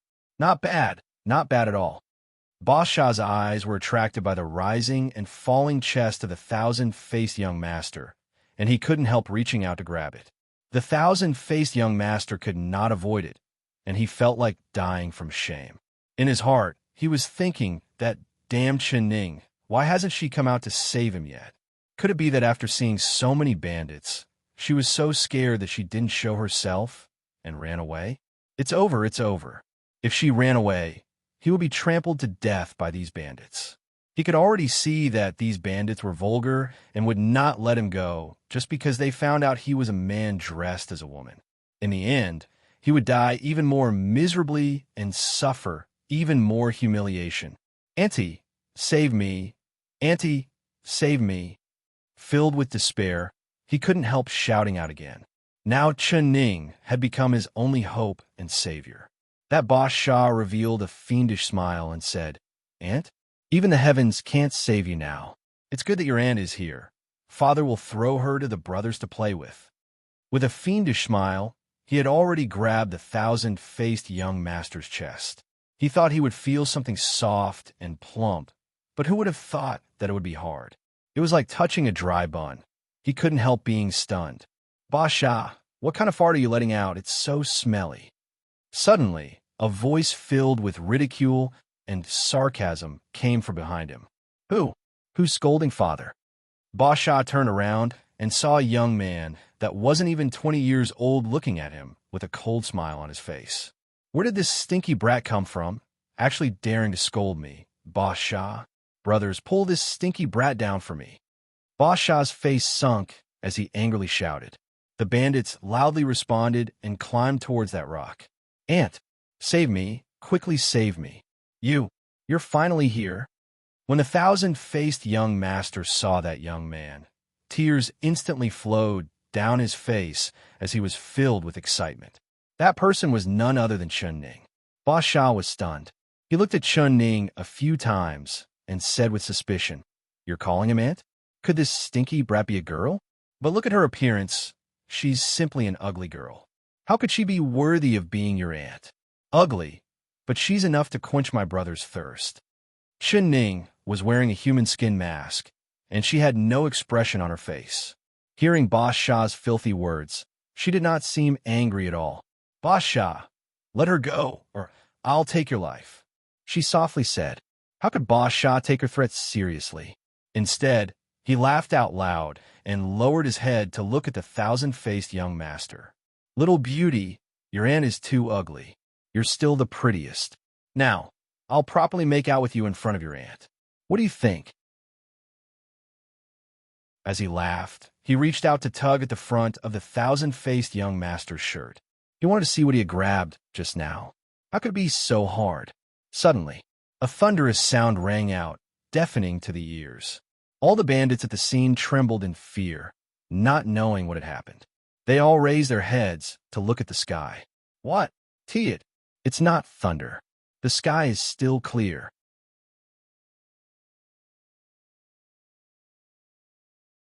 Chapter 1640.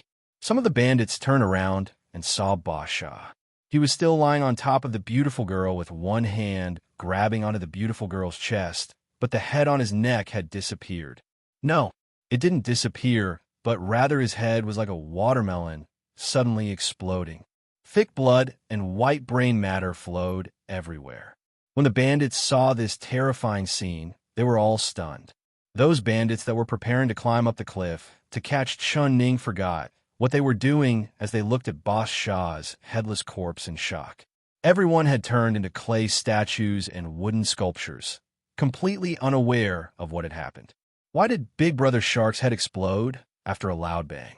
Could it be that the heavens couldn't bear to see such a beautiful girl being humiliated by Boss Shah? So they split Boss Shah's head with lightning? Pig, it's good that you're dead, dying so easily. You're lucky. The thousand-faced young master was covered in Boss Shah's blood and brain matter. He was so disgusted that he almost vomited.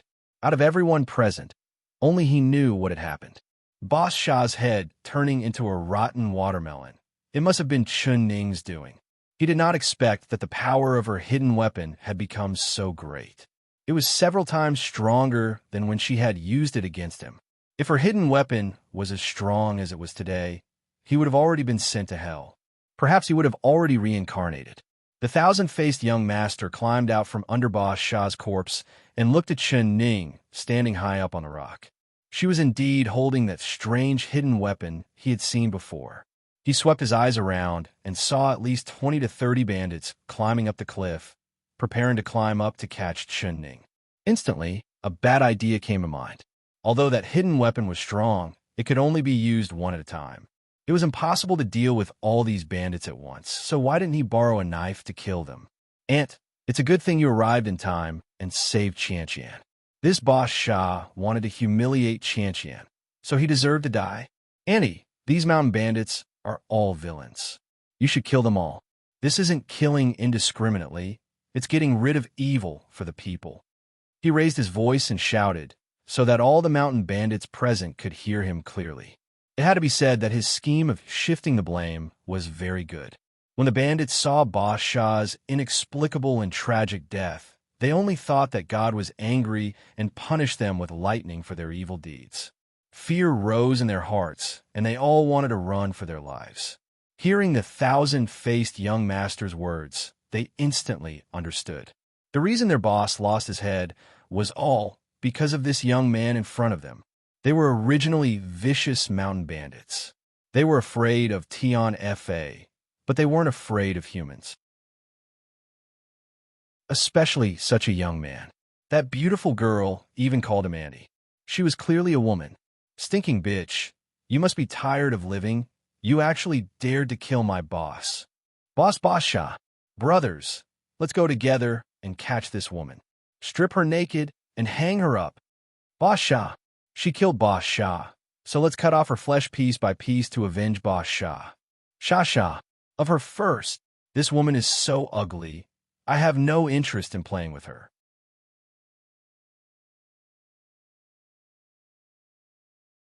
Chapter 1641. The bandits were full of vulgarities as they used their hands and feet to quickly climb up the rock. They were all very agile and quickly climbed up the rock. Their faces revealed a ferocious expression, as if they were looking at a sheep that had fallen into a pack of wolves. They slowly approached Chun Ning. When the thousand-faced young master saw this scene from below, he was filled with excitement. His palms heated up and his eyes turned red. Go! You stupid pigs! Why aren't you going? There's a big piece of meat in front of you. You can eat it however you want. He crazily shouted in his heart. In front of his eyes, it was as if Chun Ning had fallen into the hands of these ferocious bandits, screaming for help and panic. Humph! He would not save her. He would sit on the side and calmly watch the entire scene. He would see how she would be eaten up by these bandits. Not only would he not feel the slightest bit sad, he would even smile happily. Stinky bitch, you want to scare people with that broken wooden thing in your hand? Hand over your life for father. A bandit approached Chun Ning. Seeing the wooden spear in her hand, he did not care at all. He opened his large palm and tried to grab at Chun Ning's chest. Although he had heard the beautiful girl call the brat in front of him aunt, he still wanted to test if the other party was a woman. Seeking death. Chun Ning's eyes turned cold as she lightly struck. Pump! A thunderous sound rang out. That bandit felt as if his chest had been hit by a large hammer. That large impact made him unable to stand, and he flew out. He fell from the rock high up and landed on the ground like a dead fish. His four limbs twitched a few times before he stopped moving. The bandits instantly let out a cry of shock. The bandits below the rock immediately surrounded him, wanting to save their comrade. However, they found that the bandit's chest had been smashed into a bloody mess, and he fell from the rock. His brain had been smashed, and he could not be any more dead. This bitch killed Jia Laolu. Jia Laolu is dead. Brothers go. Take revenge for Boss Sha and Jia Laolu. The bandits angrily shouted. They had a fierce personality, and although they saw the sharp weapon in Chun Ning's hand, they were not afraid as they closed in on Chun Ning. Everyone go together. This bitch only has one weapon. She can't deal with all of us. Brothers, raise your blades and chop this bitch into 1,000 pieces. A clever bandit loudly shouted. The 20 bandits raised the blades in their hands. The blades glowed like snow as their eyes revealed an ominous glow. They had already surrounded Chun Ning. This rock was not that big, so even if Chun Ning had wings, it would be hard for her to escape. 1, 2, 3. Everyone chopped together. The bandit shouted again. The 1,000-faced young master's eyes glowed with excitement, and his face turned red. He knew that in the next moment, Chun Ning would be chopped into meat paste by these bandits. Such a good show was about to play out in front of him. How could he not be excited to see his deep-rooted enemy die in front of him? Kill! The bandit gave the order. The knives of all the bandits slashed down at Chun Ning. All of you. All of a sudden, the mountain bandits seemed to have received 10,000 critical hits. All of them let out miserable screams like pigs being slaughtered. The steel blades in their hands fell to the ground, and they curled up into a ball, rolling around on the ground.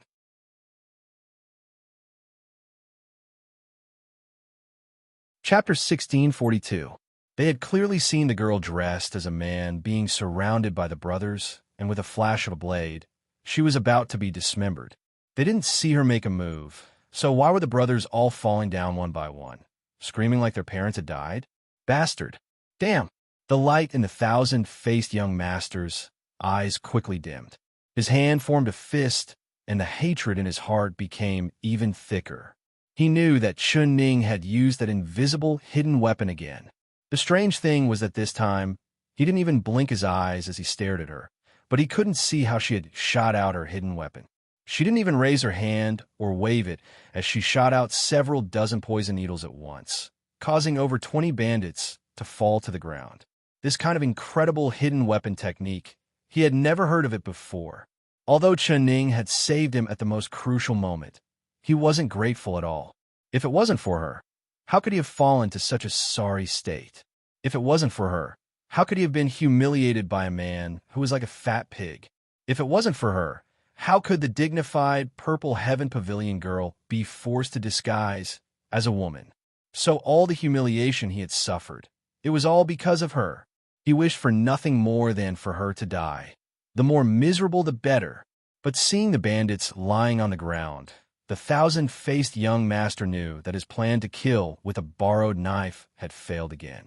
Stinky bitch, you've harmed so many of our brothers. We will take revenge for our brothers and kill your stinky niece. A bandit under the rock came back to his senses and suddenly jumped up, grabbing the 1,000-faced young master.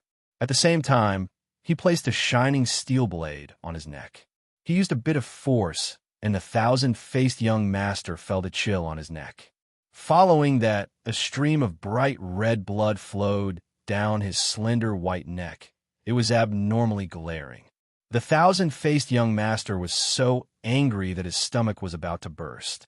These stupid pigs didn't kill Chun Ning to vent their anger. They actually used him as a scapegoat and wanted to kill him to vent their anger. If he really died like this, how wrong would he be? He would die with his eyes wide open. And don't worry about me. Quickly run. They have a lot of people. You can't beat them alone. Qian Qian is a lowly person. His death is not enough. But Aunt, you have a precious body. You can't step into danger for Qian Qian.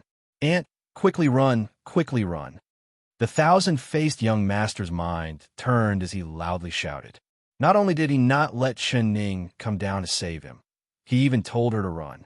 This was because he knew that the more he retreated, the more Chun Ning would come down to save him. Sure enough, after Chun Ning heard this, she was very touched.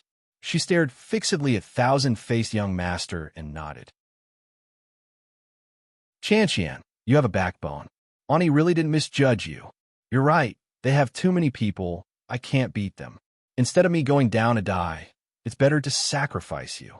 Qian, after you die, I'll burn more incense for you, so that you can reincarnate into a better life.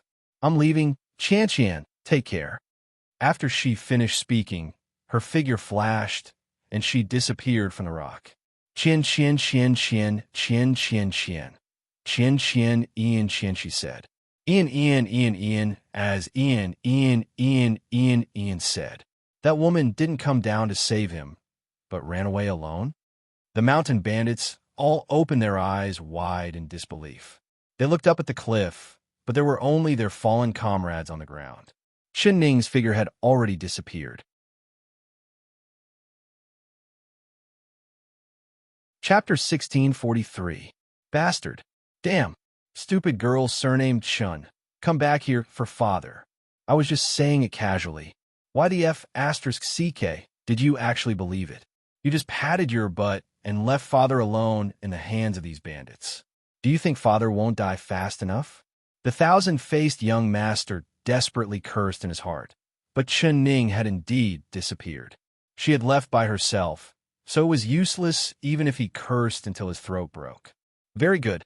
That bitch has escaped, but she left this pretty girl in our hands. Brothers, let's not be polite. Let's take this girl back to the stronghold and enjoy her first. After that, we'll kill her and sacrifice her to Boss Sha and Jia Laolu. The bandits loudly agreed. Why don't we take off this little girl's clothes and tie her naked on the back of a horse? What do you brothers think?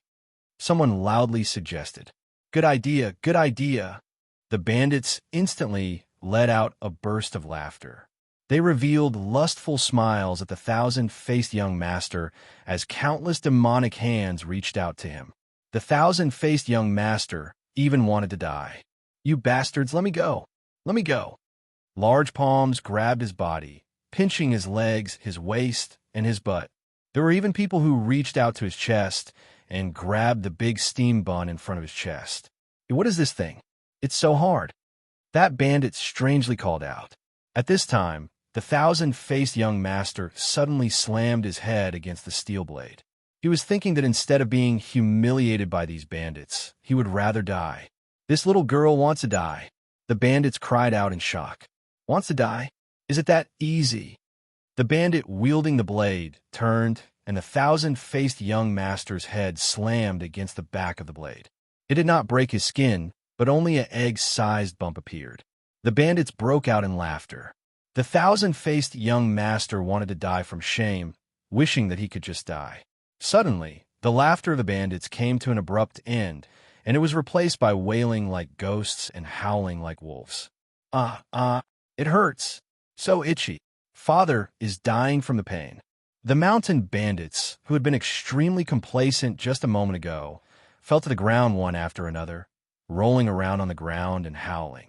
The thousand-faced young master felt like he was being stabbed by several poisonous needles. It was painful and itchy, but his heart was filled with joy as he blurted out, "Aunt, you really came to save me." He fell to the ground like the bandits, but he gritted his teeth and did not cry out in pain. He forcefully opened his eyes and looked at Chun Ning, who was standing not far away. At this time, his heart was clear. Chun Ning's words were used to confuse the bandits, making them think that she had run away because she was afraid. In reality, she had climbed down from the other side of the mountain wall and circled behind the bandits. She had used her hidden weapons when they were least expecting it, causing several dozen bandits to fall into her trap. Even he, who was surrounded by the bandits, was not spared. Although his body was in pain and itchy, wishing that he could scratch off a layer of his skin, it was like flowers had bloomed in his heart. He revealed a smile on his face and was filled with endless joy. Although Chen Ning was still wearing a human skin mask and her facial features were lacking, in the eyes of the thousand-faced young master, the current Chen Ning was strangely beautiful. She was more beautiful than any time he had ever seen her.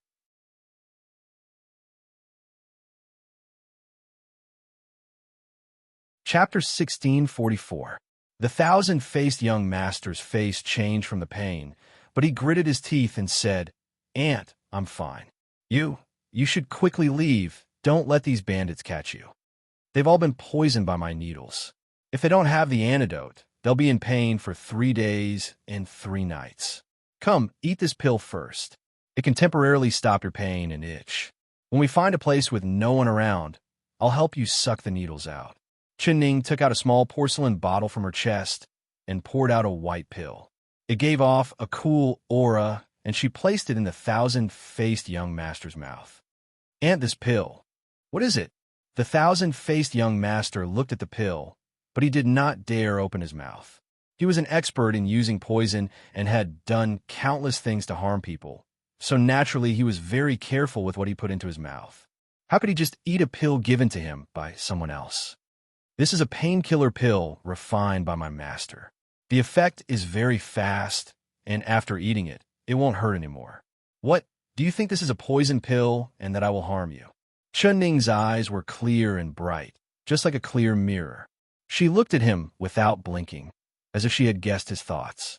The thousand-faced young master quickly said, "Qian does not dare doubt Ant, but this pill was refined by the old divine doctor, so it must be very precious. Ant giving it to me, I can't accept it." Ning revealed a faint smile and said, "What do you mean accept it? Stopping the pain is more important. Quickly eat it." The thousand-faced young master hesitated a bit. He did not believe that this girl would have any good intentions towards him. Perhaps this pill really was a poison pill. "All right, since you don't want to eat it, then forget it." Ning threw the pill into her mouth and swallowed it like it was candy. "And I'm not suspecting that this pill is poisonous, but the thousand-faced young master was instantly embarrassed.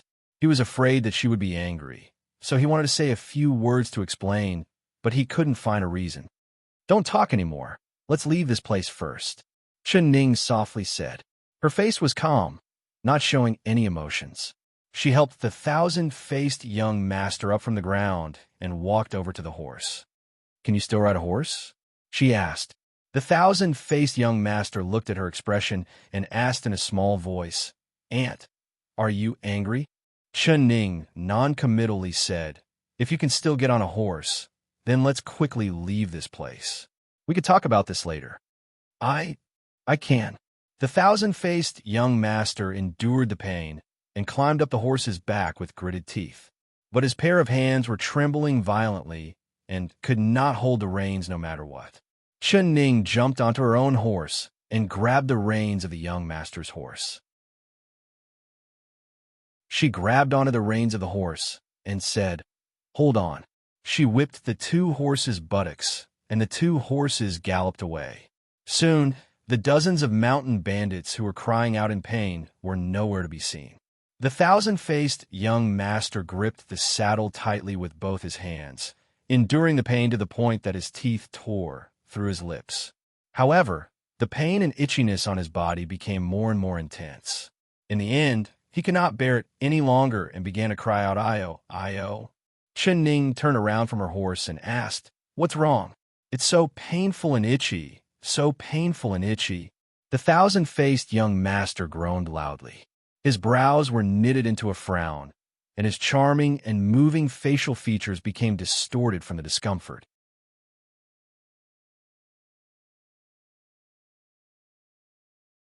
Chapter 1645. The thousand-faced young master was in so much pain that he wanted to scratch off his skin. He had experienced this feeling once before, and it really made him wish he could die. He did not know how much regret he was feeling in his heart at this time. He shouldn't have been suspicious of her and not taken the pill. Now it seems like she did not have any suspicions of him at all. Otherwise, she would not have risked her life to save him in that situation. Thinking of this, he took a deep breath and endured the pain as he said, "Ant, it's all Qian's fault. It's all Qian's fault. Qian was suspicious of Ant just now. Can I forgive Qian?" Ning looked at her and gave a faint sigh. "Qian, I don't blame you. I know that you were hurt when you were young, and because you trusted your sister, your voice became like this, so you were wary of others. This is a way for you to protect yourself. But Qian, do you want to live your entire life in worry and doubt?" Ning looked at her and gave a faint sigh. "Qian, I don't blame you." The thousand-faced young master looked down and said with a face filled with shame, Qian Qian really knows her wrongs. Qian Qian will not doubt Aunt in the future. Chen Ning did not say anything and just urged the horse forward. The thousand-faced young master could not guess her thoughts, and his heart became more and more uneasy. He couldn't help saying, Aunt, you're still angry with Qian Qian, right? Will you abandon Qian Qian and not want Qian Qian to follow you? When did I say I was angry with you? When did I say I don't want you to follow me?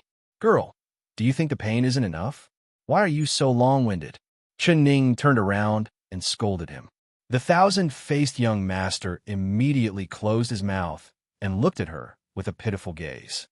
I just need to hurry to the next town, find an inn to settle you down, and then find a medicine shop to concoct the antidote for this poison needle. My master only told me the formula for this antidote, but he didn't give me a ready-made antidote. The only painkiller was also eaten by me, so you'll have to suffer a little more. It's all Qian Qian's fault, Aunt. When the thousand-faced young master heard this, a large stone fell from his heart. All right, let's not talk anymore. I can see a town not far away. Let's go there first. Not long after, Chen Ning brought the thousand-faced young master into a town. This town was much more prosperous than the one from yesterday. There were many shops on both sides of the street, and there was an endless stream of people. Chen Ning found a relatively large inn to stay in and had the waiter take care of their horses. She personally helped the thousand-faced young master up the stairs and into the guest room. Qian Qian, I need to suck out the poison needle for you first. Chen Ning helped the thousand-faced young master onto the bed and then took out a small magnet from her bag. At this moment, the thousand-faced young master was already in a daze from the pain and did not hear what she said clearly. He only vaguely heard that she wanted to treat his illness, so he responded with an "in" and closed his eyes. Chun Chen stood in front of the bed and did not make a. The thousand-faced young master waited left and right. He couldn't help but open his eyes and look at Chen Ning with doubt. Annie, didn't you say you would help me cure my illness? Chen Ning softly said, That's right. I need to use the magnet to suck out the poison needle from your body, but you're wearing clothes and I can't see where the needle is. It's not good for me to take off your clothes, so you should do it yourself. Chen Ning softly said, That's right. I want to use a magnet to suck out the poison needles from your body, but you're wearing clothes and I can't see where the needles are.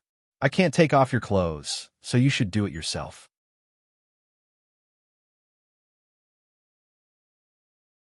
Chapter 1646.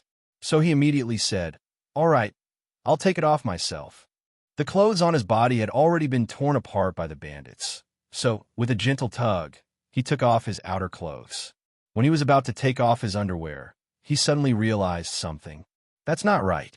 He couldn't take it off anymore. If he took it off anymore, he would reveal the secret in front of his chest. His fingers grabbed onto his clothes, not moving for a long time. But if he didn't take off his clothes, he couldn't find a reason. His forehead was covered in cold sweat. Qian Qian, why aren't you taking it off? There's only the two of us here, and we're both girls, so you don't need to be shy. Chen Ning stared at him as she spoke. And The thousand-faced young master's face turned red as he stammered. In this short amount of time, how could he come up with a reason? Could it be that your hands have no strength and you can't take it off? How about I help you take it off? Chen Ning stared right at him. That clear and bright eyes made the thousand-faced young master feel guilty. He secretly thought, could it be that she found out that there were steamed buns tied to his chest? He quickly shook his head and said, I don't dare bother, Aunt. Aunt, please give me the magnet, and I'll suck out the poison myself. Chen Ning stood in front of the bed and softly said, Qian Qian, what's in front of your chest? Just now, when I helped you up the stairs, I accidentally touched your chest. I felt that something was wrong. Every girl's chest is soft and elastic, but your chest is as hard as two big rocks. Tell me, what is going on? Now that things have reached this point, are you still not willing to tell me the truth? The thousand-faced young master's heart skipped a beat, and he felt like his heart was about to jump out of his throat. His mouth was dry as he stared at Chen Ning in a daze, not knowing what to say. What should he do? What should he do? He gritted his teeth and stomped his feet. He suddenly rolled off the bed and kneeled down in front of Chen Ning. He cried out, Aunt! Chen Ning moved to the side and avoided him. She coldly said, What do you want to say? The thousand-faced young master did not reply. He forcefully pulled at his chest and tore his underwear. With two pu sounds, two dry steam buns fell from his body. This, although she had already guessed that there was something on his chest, seeing this scene, Chen Ning was still stunned. Why are you tying two large steam buns to your chest? She blurted out.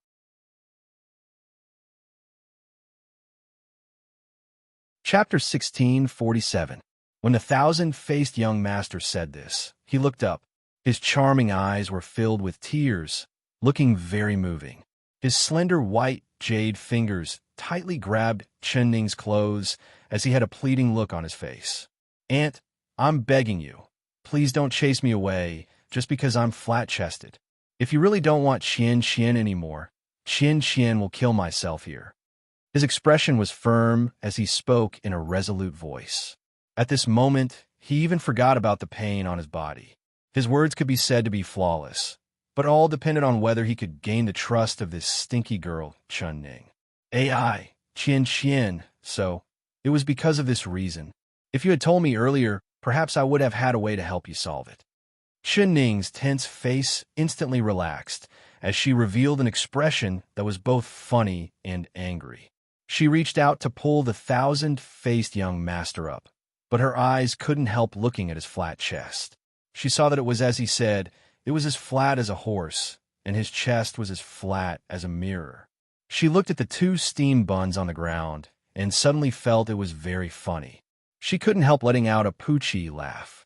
She covered the thousand-faced young master's clothes and said with a faint smile, "I never thought that you would care so much about being flat-chested. Actually, this isn't a big deal at all. Although it's good to have a full chest, it doesn't mean that you aren't a woman if you don't have a full chest. That elder sister of yours really hurts people. Don't worry, I won't despise you for not having a chest, and I won't chase you away because of this. If you don't like it, you don't need to tie these two steamed buns around you in the future. Don't you feel that it's heavy and uncomfortable?" Hearing Chen Ning's words, the thousand-faced young master's heart filled with joy. The heart that was hanging in his throat instantly fell to the ground. This girl actually believed his words without any doubt. This is great. He could continue to follow this girl in the future to find a good chance to make a move. The tears in his eyes had not dried yet, but he was already smiling like a flower. He said to Chen Ning with a smile, Qian will listen to Aunt. I won't tie these steamed buns around me in the future. As long as Aunt doesn't despise Qian won't care about other people's words or gazes. No matter what they say, Qian won't care." He picked up the steam bun on the ground and opened the window, throwing it out without any hesitation. "Okay, but don't worry, Qian. I will find a way to cure you. Now, you should use the magnet to suck out the poison needles from your body. I will go to the medicine shop to buy the medicine. When I come back, I will decoct the medicine for you. You will no longer feel pain or itch." Chen Ning gave the magnetic stone to the thousand-faced young master and then left the room. The corner of the thousand-faced young master's mouth could not help but reveal a pleased smile. As he used the magnet to suck out the poisonous needles from his body, he grinned and laughed. He had passed the most difficult hurdle, and the road in front of him would be smooth. No matter what he said or did, Chen Ning trusted him and treated him wholeheartedly. Chen Ning, the better you treat this young master, the closer you are to death. This young master can't wait to see what kind of expression you'll have when you fall into this young master's hands and suffer. His smile didn't last long before it was quickly replaced by pain. He fell on the bed and groaned in pain.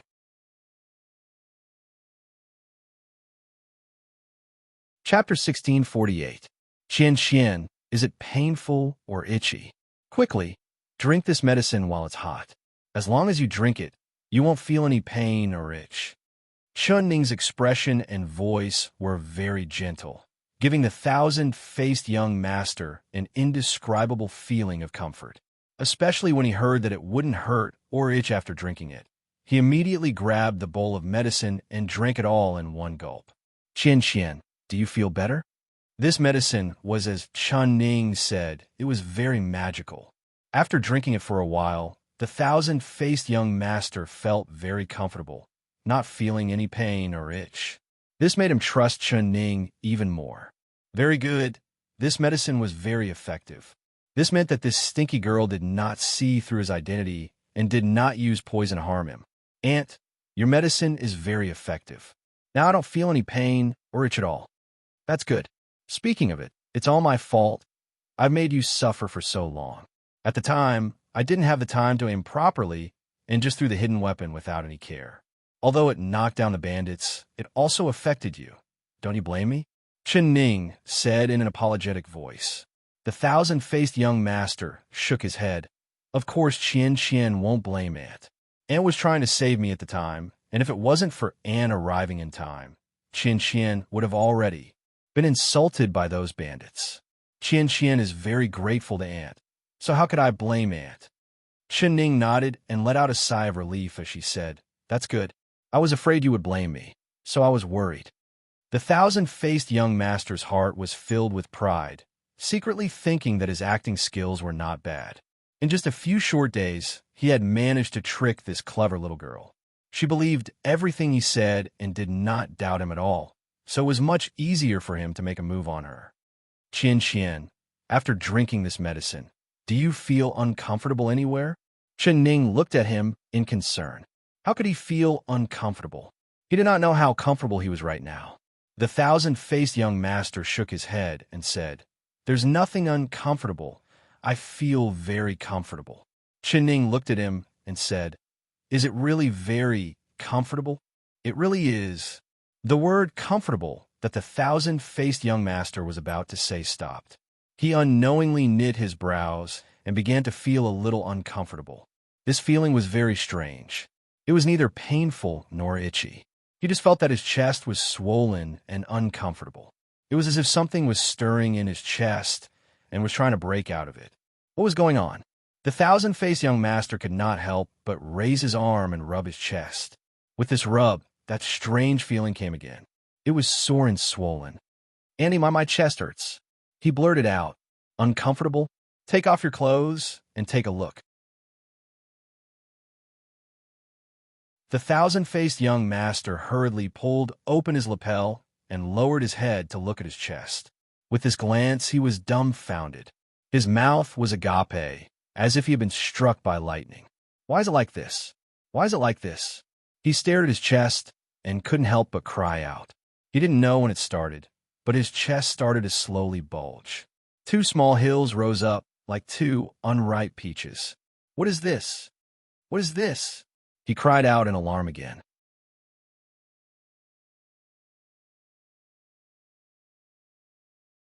Chapter 1649.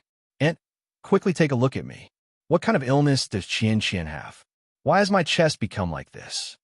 The thousand-faced young master had a look of panic as he suddenly grabbed Chun Ning's clothes, like he was grabbing onto a life-saving straw. Chun Ning had a calm expression as she revealed a faint smile and said, This is my gift to you. What? You don't like it? Like these two peaches? The thousand-faced young master almost screamed out. He wasn't a monkey that liked peaches. Even if he was a monkey, seeing a peach grow on his chest, he would go crazy. That's right. Although these two peaches haven't grown yet and are still very green, that is because you've only taken one dose. As long as you keep taking the medicine, these peaches will slowly grow and become fuller. This way, no one will laugh at you for being flat-chested anymore. This is a secret breast enlargement recipe that I've thought of for a long time. Qian, haven't you always been worried about your flat chest? Seeing this change now, you don't seem very happy. Do you really not like it? Chun Ning looked at him and pursed her lips into a smile. Happy my ass. Like my ass. Father is a man.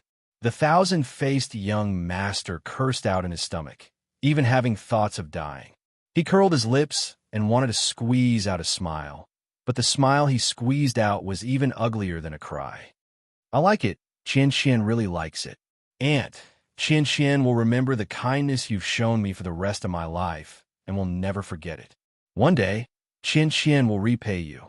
He enunciated each word through gritted teeth. Chun Ning revealed a sweet smile and said, It's good that you like it. I'm not greedy for your repayment. That's right. After you take this breast enlargement medicine, you need to rub it. The more you rub it, the better the medicine will be and your chest will become bigger. How about I help you rub it? Rub, rub? The thousand-faced young master's eyes opened wide, almost suspecting that he had heard wrong. There were two monsters growing out his chest, and she wanted to help him rub it. Letting it grow? She wouldn't want it even if he was beaten to death. No, no need. Aunt, there's no need to rub it. Qian is already very good. He could barely maintain a calm voice because he wanted to spit out blood from his hatred. I think it's better to rub it. Otherwise, wouldn't it be a waste of the medicine I worked so hard to make? I really don't want it. The thousand-faced young master forcefully shook his head. Qinning's face suddenly turned serious as she said, Qian, you're lying to me. The thousand-faced young master was shocked and quickly said, Qian you. Qining gave a snort. You clearly said your chest wasn't big, but now that there's a way to make it bigger, you keep pushing it away. If this isn't lying to me, then what is it? If you don't like it, then I don't have to waste my energy to help you brew medicine. The thousand-faced young master was dumbfounded and speechless. He was trying to be, was he had thought of, was he if he was. He was to think. When the other party found out that he had 2 steam buns on his chest, of all the reasons he could have made up, why did he have to make up such an absurd one? The most absurd thing was that the stinky girl actually believed him and wholeheartedly helped him make his chest bigger. Now that his chest had really become bigger, he wanted to kill himself out of shame.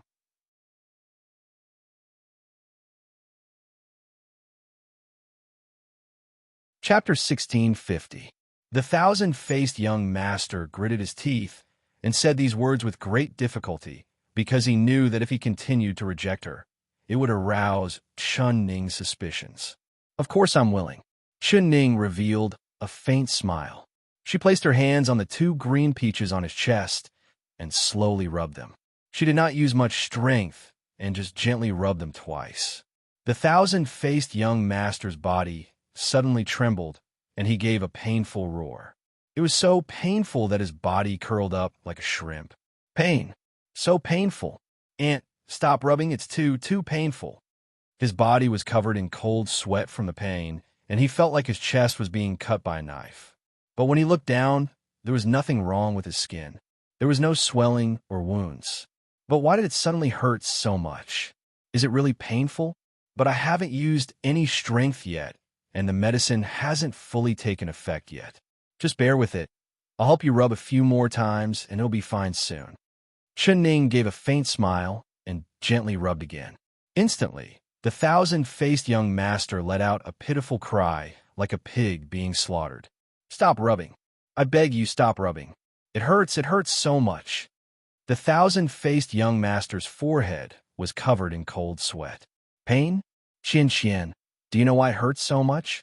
Qinning took back her hand and stood in front of the bed. Her eyes fell onto his face. That smile that wasn't a smile made the thousand-faced young master feel a chill run down his back. He opened his mouth and stammered, I don't know. AI, it's all because I was careless. When I was brewing the medicine for you, I accidentally dropped a pill personally refined by my master. But this pill is not a painkiller. Rather, it is a painkiller. Painkiller? This? What kind of medicine is this? How come I've never heard of it before? The thousand-faced young master's heart was filled with shock, and he couldn't help revealing a look of fear in his eyes. Of course you haven't heard of it. This is a secret medicine refined by my master. If a sick person takes this painkiller pill, it will make their illness several times worse. If a healthy person takes this medicine, it will make their entire body feel pain. It will be very painful, just like you right now. Qinning giggled and said, What? The thousand-faced young master's eyes almost popped out as he said in a trembling voice, Aunt, why did you give me this painkiller pill? I have never offended Aunt before. Qinning said with a smile, That's right, you really haven't offended me. I just said that this medicine was accidentally dropped in and I accidentally gave it to you. You also accidentally drank it, so this medicine isn't poison. It's just that after you take my breast enlargement medicine, taking this pain-inducing pill will increase the effect of the breast enlargement medicine. It will make your chest fill up, but it will hurt a bit. Qian, I'm doing this for your own good. Aren't you grateful to me? The more the thousand-faced young master listened, the more terrified he became. A thought faintly floated in his heart, but he didn't dare to think too deeply about it, because that thought was too terrifying. Aunt, Qian knows she was wrong. Please forgive me, Aunt. I won't dare to do it again. At this time, although Ning had already taken her hand back and was no longer massaging his chest, he still felt his chest swelling up and becoming more and more painful. It was so painful that his forehead was covered in sweat. Aunt, Qian knows he was wrong. Please forgive me, Aunt. I won't dare do it again. Why are you begging me for mercy? Could it be that you've done something wrong to me?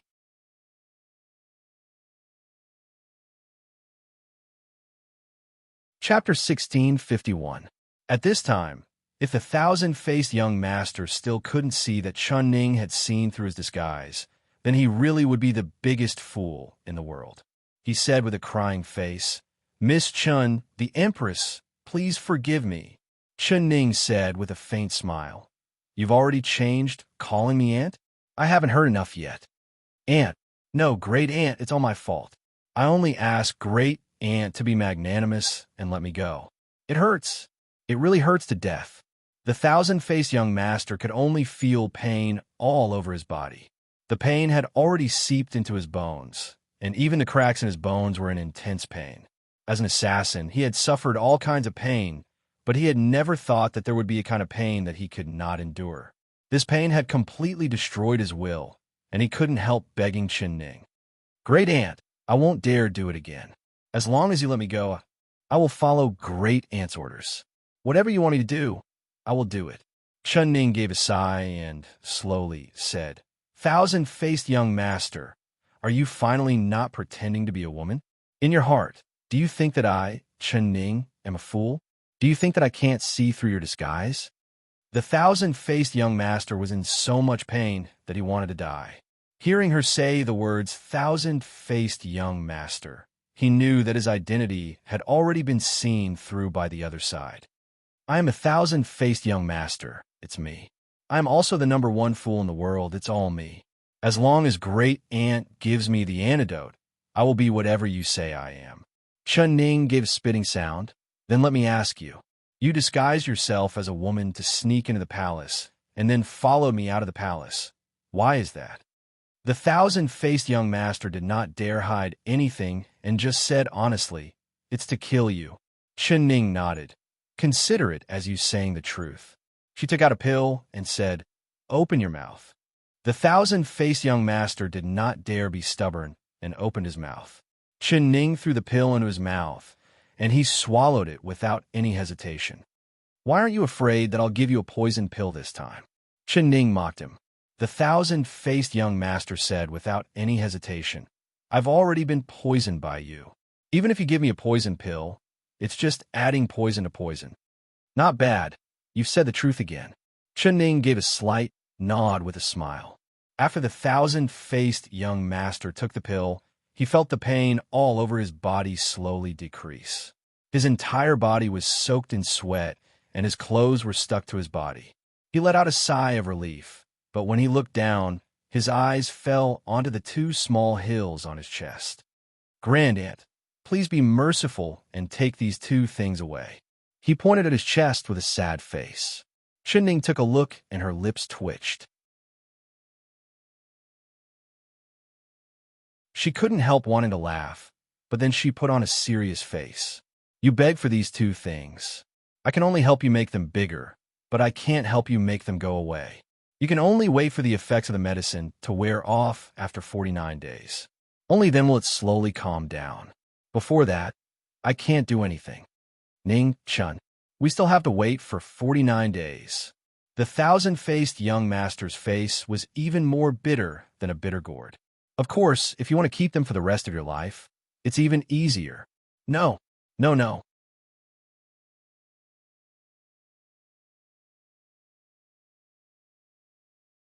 Chapter 1652. But in these 49 days, you will have to continue pretending to be a woman. But seeing how well you've been pretending, it's quite interesting, hee hee. Chen Ning used her sleeves to cover her lips and began to giggle. Although she was mocking the thousand-faced young master, his heart was filled with joy and his eyes lit up. Great aunt, you mean you're not going to kill me? Chen Ning said with a serious face. Who said I'm not going to kill you? Who exactly are you? Why do you want to kill me? Tell me everything clearly from the beginning to the end. If there's a single lie, I'll make your chest bigger than a steamed bun. When she said the word steamed bun, she glanced at the thousand-faced young master's chest from the corner of her eyes. She couldn't help laughing at her own prank. The thousand-faced young master's expression was extremely awkward. He pulled the blanket on the bed and tightly wrapped himself up. He lowered his head and said, "All right, I'll tell you everything. Actually, even if I don't say it, with how smart you are, great aunt, you already know what kind of person I am." Chen Ning gave a snort. Of course I know, but I want to hear it from your own mouth. Actually, she only guessed that this thousand-faced young master was an assassin sent by Purple Heaven Pavilion. She also guessed that the person who hired the assassin was Zhao Rongjunju, but she couldn't understand why this thousand-faced young master spent so much effort to sneak into the palace to her side. Logically speaking, he had many opportunities to make a move, but he didn't do anything. It was not until she left the palace that he did something to her food. However, it was not a deadly poison, which made her unable to guess what was going on. The thousand-faced young master thought that Chen Ning knew everything about him, so he didn't dare hide anything. This was because he knew that Chen Ning's eyes seemed to be able to see through his heart. As long as she stared at him, she would be able to determine if he was telling the truth or lying. He moved his lips and was about to speak, but he suddenly remembered the strict orders of Purple Heaven Pavilion. He could not reveal the pavilion's secrets to anyone, or else he would receive the most severe punishment in Purple Heaven Pavilion. His heart instantly turned cold, and he swallowed the words that were about to come out of his mouth. Why are you hesitating? Do you think I don't know you're an assassin from Purple Heaven Pavilion? Humph. Chen Ning saw his expression and guessed what he was worried about. You know about Purple Heaven Pavilion? The thousand-faced young master cried out. Purple Heaven Pavilion's actions had always been secretive. They only killed people without leaving their names. In the Jianghu, there was less than 1 in 10,000 people who knew this name. However, as long as they received a mission that they could not complete, those who died under the hands of Purple Heaven Pavilion did not even know how they died. Although the thousand-faced young master was quite famous in the martial world, no one knew that he was an assassin from Purple Heaven Pavilion, or even his identity as a young master. So when he heard Chen Ning say the 3 words, Purple Heaven Pavilion, he couldn't help but be shocked. Purple Heaven, you've done so many bad things and killed so many people. Do you think you can hide it from the eyes and ears of the world?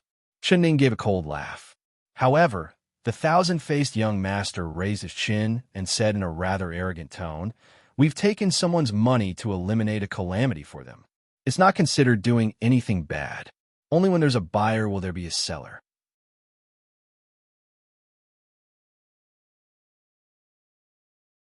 Chapter 1653. Hey, you sissy, you're still stubborn even now. You treat human lives like grass, only recognizing money and not people. I'm afraid that if someone paid you, you wouldn't even hesitate to kill your own ancestors, right? What difference is there between this kind of behavior and an animal? You don't think it's shameful, but rather proud of it. I think you're hopeless. A scum like you will only harm more people if you stay in this world. Why don't I get rid of this evil for the people as soon as possible? Chen Ning pushed the wooden spear forward, and the muzzle landed right on the forehead of the thousand-faced young master. The thousand-faced young master was scared out of his wits. Thinking of Boss Shah's head that was smashed like a watermelon, how could he dare be stubborn? He quickly said, You're right. I was wrong. Chen Ning put the spear back and casually said, Thousand-faced young master, I'll give you a friendly reminder. There are some things you should think about before saying. If you can't think of a reason, then it's best if you don't say it. Otherwise, you'll make more mistakes. The thousand-faced young master's heart turned cold. The reason he had been thinking of suddenly disappeared without a trace. He lowered his head in dejection. Great aunt, you really have sharp eyes. You can even guess what I'm thinking. All right, since it's like this, then I have nothing to hide. He raised his head and said, That's right, I am indeed a person from the Purple Heaven Pavilion. One day, that Zhao Rong princess found us and offered a high price to buy the life of a normal girl. Originally, I didn't need to personally deal with this kind of small matter, but I was bored that day and heard that the person she wanted to kill was in the capital. Because I wanted to take a trip to the capital, I took this job from her. Before he could finish, Chun Ning gave a cold laugh and interrupted him. Nonsense. Your first sentence is a lie. The thousand-faced young master quickly said, Everything I said is the truth. I'm definitely not lying. I'll ask you again. The first time you saw me, when was it? Chun Ning pointed the muzzle of the spear at the thousand-faced young master's face again. The thousand-faced young master secretly complained. He thought that this girl's eyes couldn't be this sharp, right? Could it be that she recognized him when he used the bone-shrinking technique to turn into a child? Little white-eyed wolf, how long do you want to pretend for? Chun Ning gave a cold laugh. The moment he heard the words, little ingrate, the thousand-faced young master was like a deflated ball, becoming dejected and dejected. I didn't think that you would recognize me, he said in a low voice. Do you think that just because you're known as the thousand-faced young master and your skill in disguise and bone-shrinking skills, you can hide from my eyes? The thousand-faced young master couldn't help looking at her and saying, How did you recognize me? I've disguised myself as all kinds of people, and no one has ever seen through me. Why didn't I deceive you? Chun Ning revealed a faint smile. It doesn't matter if I tell you. No matter how you change your appearance, there is something on your face that you can't change no matter what. What? The thousand-faced young master asked suspiciously. Every time he changed his appearance, he would check it several times until there were no flaws. It's your eyes, Chun Ning slowly said.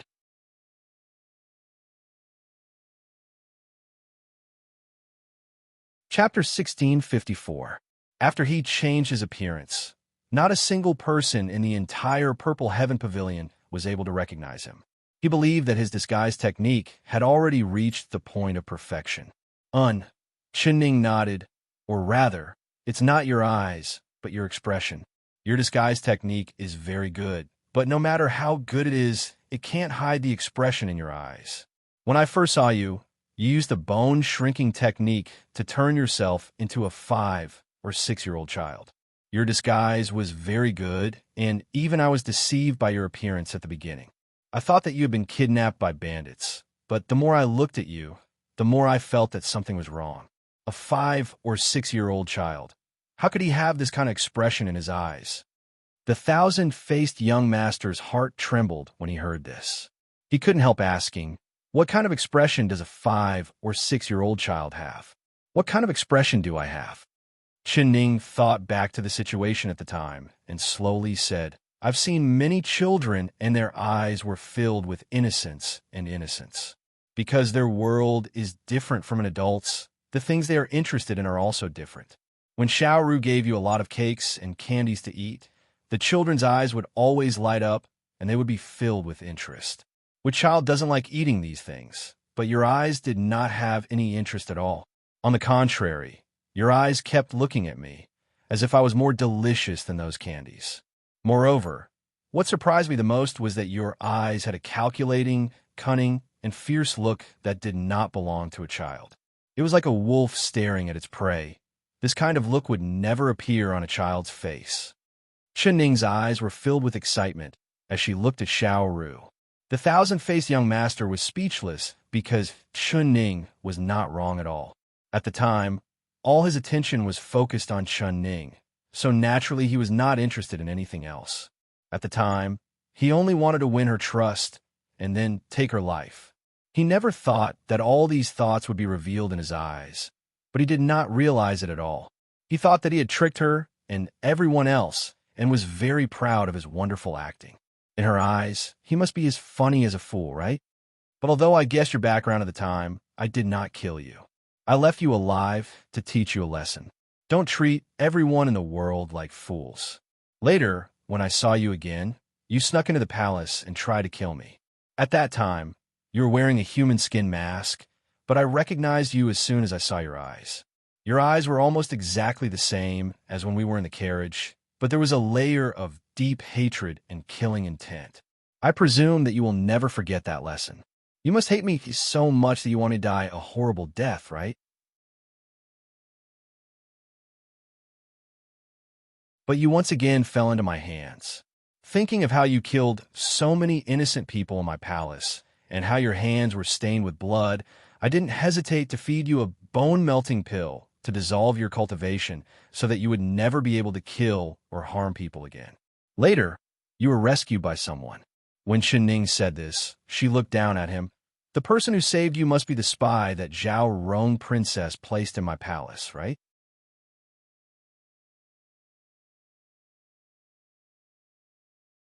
Chapter 1655. Ning lightly said, "As long as I don't die, she won't be able to rest easy. She sent you into the palace because she thought that you would have a chance to make a move once you were by my side, right? Her idea wasn't bad. Even with all my precautions, I never would have thought that a dignified assassin of Purple Heaven Pavilion would turn into a woman. When you were sent into Guan Osprey Palace as a woman, you indeed fooled my eyes again. No one would have thought that the peerless beauty that would make all men fall head over heels for her was actually a man." The thousand-faced young master's face turned red, and he awkwardly snorted a few times. "I'm a dignified man. How could I be willing to disguise as a woman? It was all that Zhao Rong Junju who forced me. I ate your bone, transforming pill, and lost all my cultivation, falling into her hands. If I didn't agree, she would feed me to the wild cats. Look, this is the evidence." He tore off the sleeve of his right arm, revealing his smooth and white arm. There was a long scar on his arm. The wound was red and swollen, looking very terrifying. The thousand-faced young master hatefully said, "She sprinkled catnip and bramble mustard powder on my body, attracting all the wild cats within several hundred meters.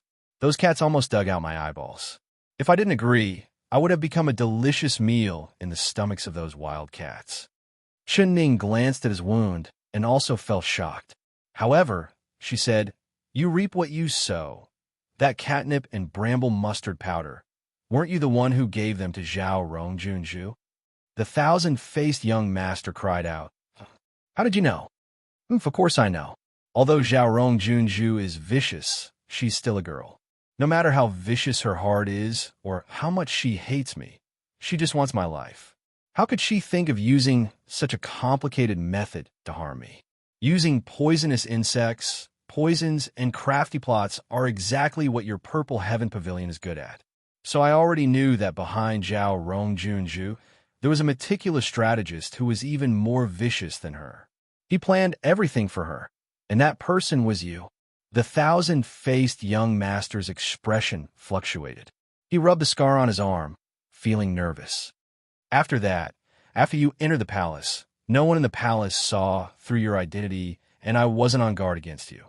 If you wanted to make a move, there should have been many opportunities, but why didn't you make a move?" Ning asked. The thousand-faced young master revealed a strange expression and said, "You thought I entered the palace to kill you, was it not?" The thousand-faced young master shook his head, and the corners of his mouth curled up to reveal a mocking smile. "Of course not.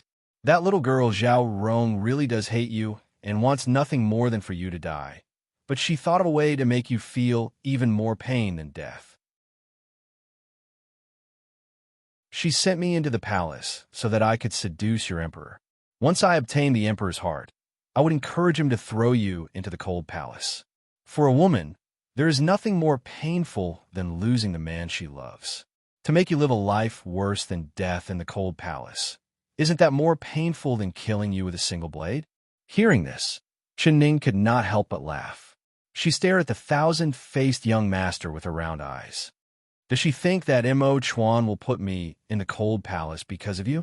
She thought Mo Chuan would throw me into the cold palace because of you?"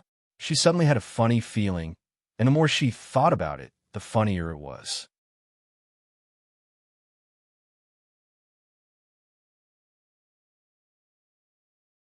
Chapter 1656. He gritted his teeth and angrily said, "That emperor husband of yours either doesn't have eyes or his heart is made of stone. Humph." After I disguised myself as a woman, Duke Ning's eyes almost popped out of their sockets when he saw me.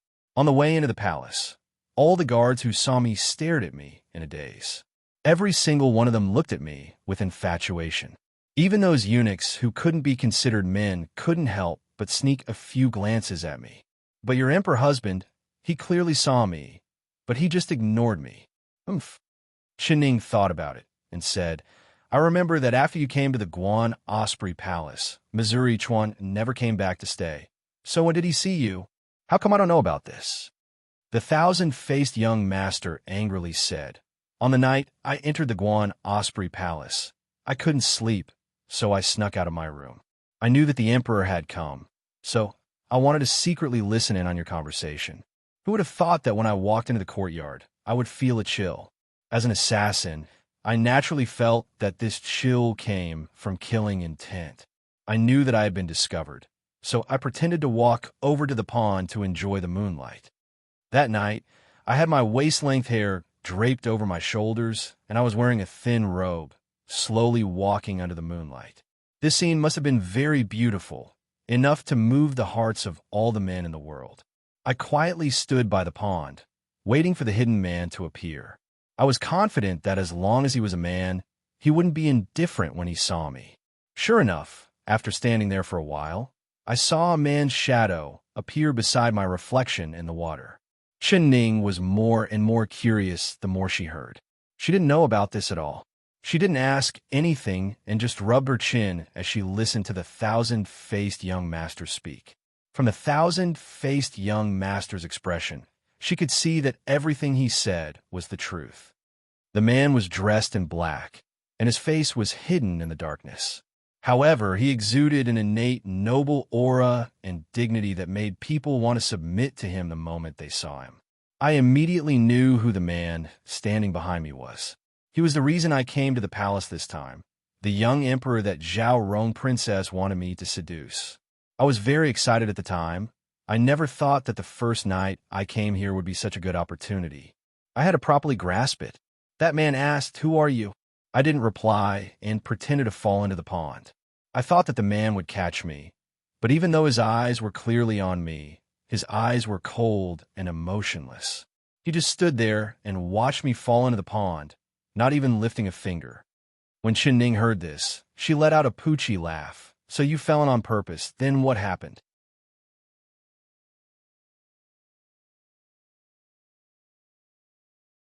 Chapter 1657. Chen Ning's smile was like a flower as her eyes narrowed. She giggled and said, "Of course I'm happy."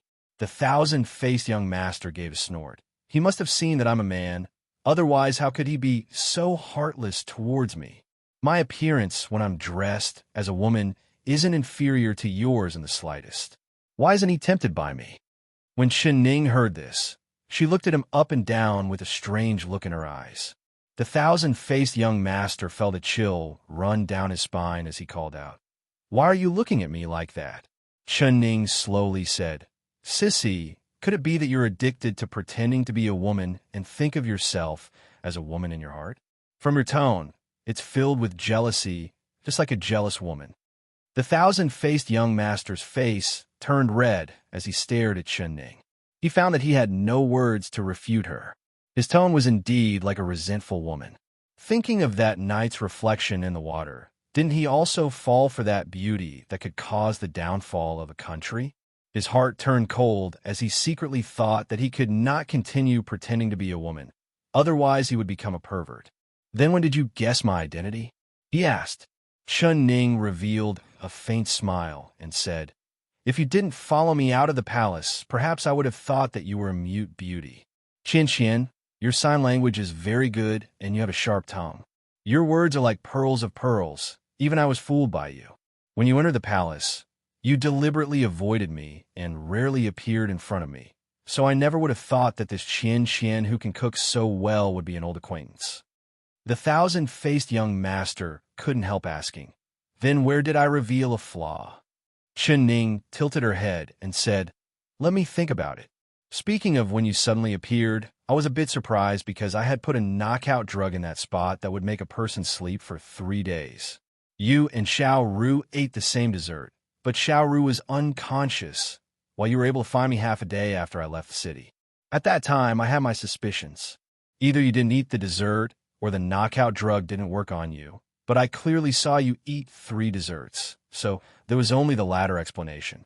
You could resist the effects of a knockout drug, so you definitely aren't a normal person. Of course, what made me suspicious the most was that you could find me without any effort, which meant that your tracking skills were not below Zhui Feng's. You could resist drugs and track people. How could you be a normal girl? From then on, I had been paying attention to you, secretly watching your every move. I purposely tested you and didn't let you follow me, but you jumped into the water without any hesitation, which made me even more suspicious. I don't have any great kindness towards you. We've only known each other for a few days, and we don't have any deep friendship. So why would you jump into the water for me? If you didn't have any ulterior motives, then my eyes must be blind. After I saved you from the water, I already knew that you didn't have any good intentions." When Chen Ning said this, the thousand-faced young master sucked in a cold breath.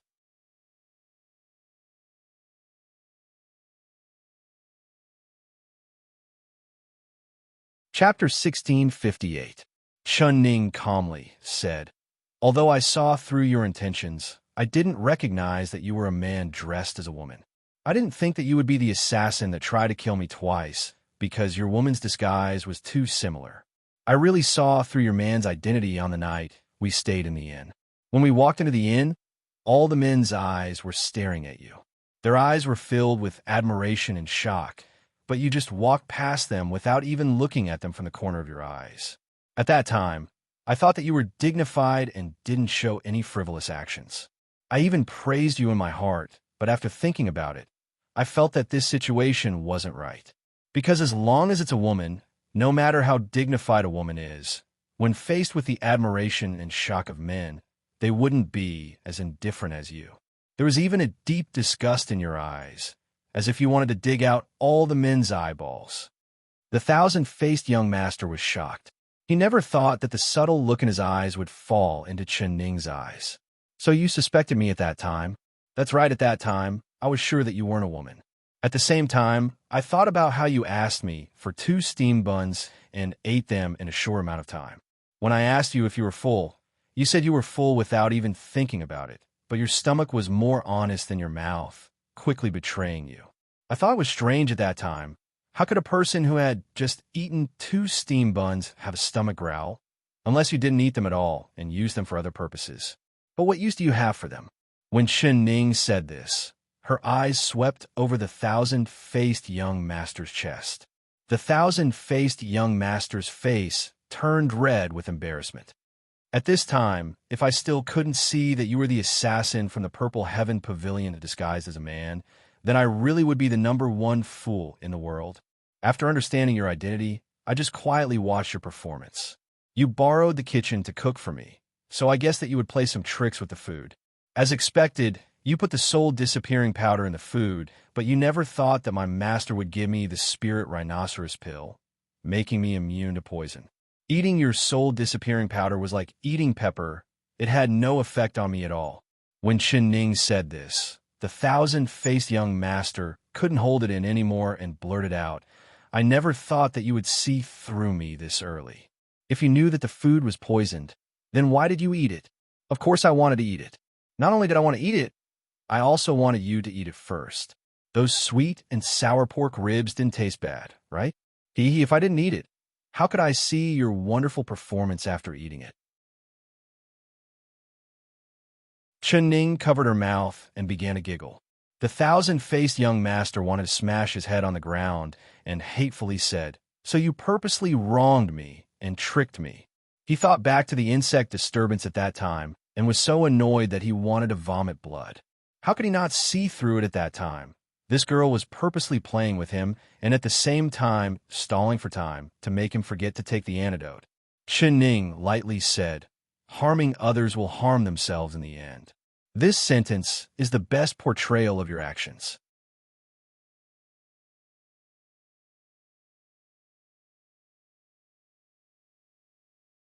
Chapter 1659. Ning revealed a faint smile and said, "If I kill you, wouldn't I not be able to see the great show that will follow? Thousand-faced young master, how does it feel to be humiliated by a group of men?" The thousand-faced young master's body trembled. He looked at Ning with eyes filled with fear and hatred as he hatefully said, "Those bandits were lured here by you to harm me. You're wrongly accusing me. I don't have a complicated heart like you. Master always tells me that this heart should be used to think about how to save people and not think of schemes to harm people. I feel that Master's words are very correct. As for those bandits, they weren't lured here by me, but by you. I lured them here." The thousand-faced young master opened his eyes wide in confusion. Of course, when you appeared in the inn of the small city, all the men there had their eyes wide open. In a small town like that, one has a beauty that can cause the downfall of a country like you appeared. This news naturally spread like it had wings. Not to mention that you didn't restrain yourself, and even went to borrow the inn's kitchen, showing off your culinary skills, causing all the men to go crazy for you, wanted to take you home. Otherwise, how could we have met bandits not long after we left the city? They clearly heard the news and came specifically for you. Tell me, isn't this considered reaping what you sow?" Ning giggled. The thousand-faced young master's mouth opened wide, and his eyes almost popped out. He was so annoyed that he wanted to kill himself. That's right, I did reap what I sow," he muttered to himself. Then he fiercely glared at Ning. "Since you already guessed that something would happen on the road, why didn't you take a detour? Why didn't you warn me?" Ning gave a Z sound and looked at him from the corner of her eyes. "Thousand-faced young master, you seem to have forgotten your own identity. You are an assassin that wants to kill me, so why would I kindly warn you? Do you think my head was squeezed by a door? Not to mention that you used catnip and mustard powder to harm me on the road. I'm already being very polite by not sprinkling some insect luring powder on you to let you have a taste of what Zhao Rome Princess suffered. Do you think I would be stupid enough to save my enemy?" The thousand-faced young master was flabbergasted and speechless. He also felt that his questioning was unjustifiable, but when he thought of being surrounded by a large group of mountain bandits and being molested, those grown men pressing on top of him and groping all over his body, he wanted to vomit. That was a nightmare that he would never forget for the rest of his life. "Then why did you save me in the end? You knew that I wanted to harm you. So why didn't you let those bastards humiliate me to death? Why did you have to pretend to come and save me?" The thousand-faced young master screamed. Ning shook her head at him in disapproval. "Zai, I say, has your heart been eaten by a dog? I saved you, and you're blaming me? You have such a heart. Didn't you feel like you didn't have enough fun with me? So you thought of some strange methods to use on me? Seeing me suffer pain, that's why you felt happy. Didn't you feel that you didn't have enough fun with me? So you came up with some strange methods to use on me? You only feel happy when you see me suffer pain and torture. Isn't it all because of you that I've become a monster that's neither male nor female?"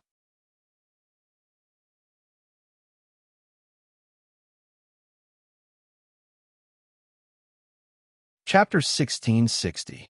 Ning looked at him and softly said, "What you said isn't wrong. I didn't have any good intentions towards you. I just thought that letting you die like this would be letting you off easy. Moreover, you know quite a bit of things and are still useful to me. Adding the fact that those bandits are robbing people and taking advantage of the situation, they aren't good people, so I saved you from the hands of those bandits. If you want to die, I won't stop you. There's a bag of poison here, and as long as you eat it, you'll bleed from all 7 orifices and your intestines will be pierced. You won't be able to die again." She threw the bag of powder in front of the thousand-faced young master. "Eat it. When you die, I'll buy a thin coffin to bury you in. Although you've killed countless people in your life and committed countless sins, I'm a kind-hearted person. I won't let you die without a burial." The thousand-faced young master stared at the bag of powder on the ground and slowly reached out. He suddenly grabbed the bag of powder and threw it out the window. He angrily shouted, "A bad life is better than a good death. Why do I have to die? Why do I have to let you see me become a joke? Who knows what you'll do to me after I die? Who knows if you'll really bury me, or if you'll strip me naked and hang me on the city gates, letting everyone see this monster that's neither male nor female? Humph, Father won't fall for your tricks. If you want me to die, then Father won't die." The thousand-faced young master was kneeling on the ground, but he suddenly stood up at this time and glared at Chen Ning. His sudden stubbornness was outside of Chen Ning's expectations. She looked at the thousand-faced young master, but she wasn't angry. With a faint smile, she said, "Good, now I've seen a bit of courage. If you continue to kneel in front of me and cry, I'll really regret saving your life. I hate slugs that only know how to kowtow to beg for mercy. Soft eggs." The thousand-faced young master jumped up like a cat whose tail had been stepped on. His hands clenched into fists as he viciously said, "Who are you calling slugs? Who are you calling a soft egg?" Chen Ning said with a smile, "You're very good like this. You have the courage of a man. I need this kind of courage. Not bad. Not bad. I'm very satisfied. Say it. What do you want me to do for you to cure this strange disease of mine?" The thousand-faced young master coldly said. The reason why he was suddenly filled with confidence was because he understood that the other side already knew his trump card, but they didn't take his life. It was because he was still useful. If he was useless, how could he live until now? Chen Ning tilted her head at him, but she didn't say anything. The thousand-faced young master sneered. "That damn girl Zhao Rong has taken a fancy to my disguise technique, taken a fancy to my seductive methods. But what have you taken a fancy to this young master? There's no harm in telling you the truth. This young master knows a lot of things, such as disguising, making poison, poisoning, tracking, ambushing, killing, arson, and even cooking. You've picked up a treasure for someone as capable as this young master to help you." Chun Ning laughed. Chun Ning with him. "What do you mean?" The thousand-faced young master frowned. Chen Ning giggled and said, "If your zodiac wasn't a mouse, how could you stand on the scales and praise yourself?"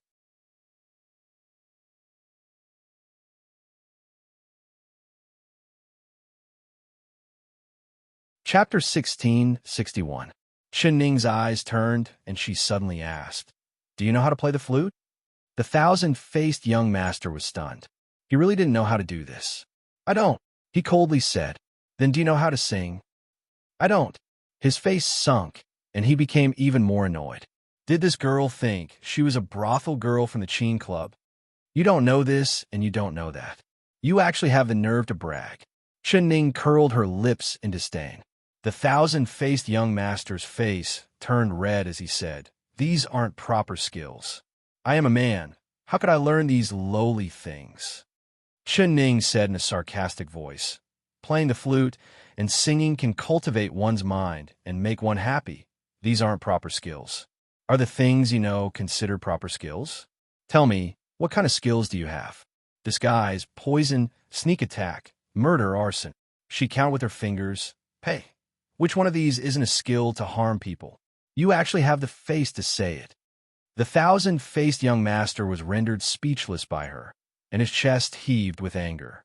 After a while, he gritted his teeth and said, "All right, since you don't even think much of what I know, then tell me, what kind of ability do you want me to have?"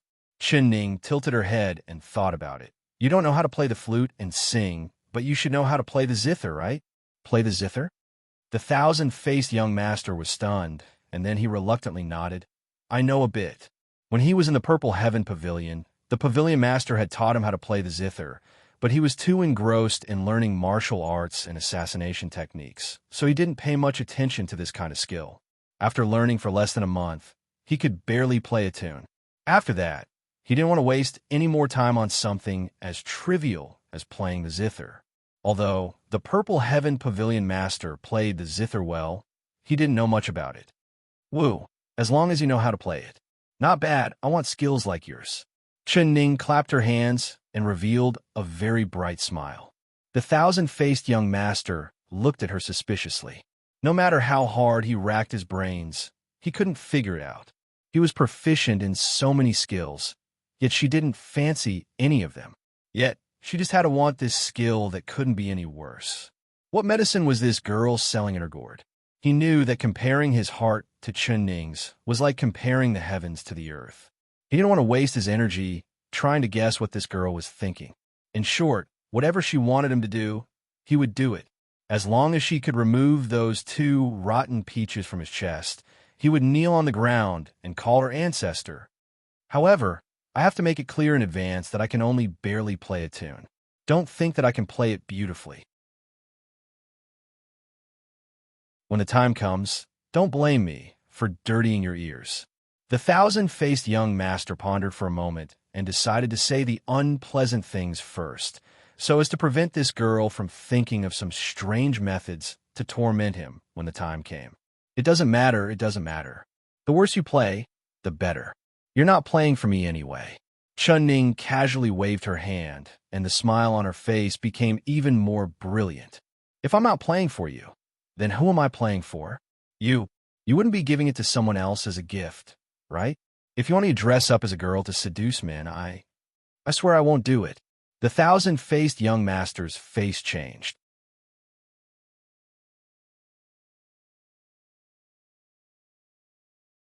Chapter 1662. The thousand-faced young master's heart was filled with doubt. Speak clearly. What do you want me to do? Do what? Chen Ning said with a smile. What I want you to do is very simple. You just need to dress up as a girl and sit there quietly playing a song. However, I'll decide the time and place. Can you do it? It's that simple. The thousand-faced young master could not believe his ears as he said in a trembling voice, as long as I dress up as a girl and play the zither, you'll cure my strange illness? Chen Ning nodded with a smile. Of course. Once this is done, I'll give you the antidote, and the problem you've been worrying about will no longer be a problem. The thousand-faced young master was filled with joy as he asked, Really? You don't need to wait another 49 days? Of course, my master is the #1 divine doctor in the world. This prescription was taught to me by him, and the antidote was also taught to me by him. Do you not believe in my master's medical skills? I believe. The name of the #1 divine doctor in the world is like thunder to my ears. So of course this young master believes in you. You are the divine doctor's disciple, and a great teacher has a great disciple, so your medical skills must be amazing. When the thousand-faced young master thought of the lump on his chest disappearing, he was filled with joy. He no longer spoke ill of Chen Ning and began to praise her. Chen Ning revealed a faint smile and then said, But you have to listen to me and not go against me. I want you to continue to dress up as a girl and continue to call me aunt, as well as take care of my meals. I don't care about your other skills, but I do appreciate your cooking skills. You know that I've taken the spirit rhinoceros pill, so whatever tricks you play in my food are useless against me. As long as you obediently listen to me, I'll naturally give you the antidote. The thousand-faced young master repeatedly promised, No problem, aunt can be assured. Qian will do my best to serve aunt. I will cook many dishes and will definitely satisfy aunt. All right, then it's settled. You should sleep early and we'll leave tomorrow morning. After Chen Ning said this, she waved her sleeves and left without looking back. The thousand-faced young master watched her back disappear through the door, and his heart was filled with an indescribable feeling. In terms of age, he was nearly 10 years older than her. In terms of experience, he could be considered an assassin who had been in the world for 10 years. Compared to this little girl who was still wet behind the ears, his experience was many times deeper. However, he had fallen into the hands of this little girl. He was being played around in the palm of her hand without any strength to resist. Forget it. He would admit defeat this time.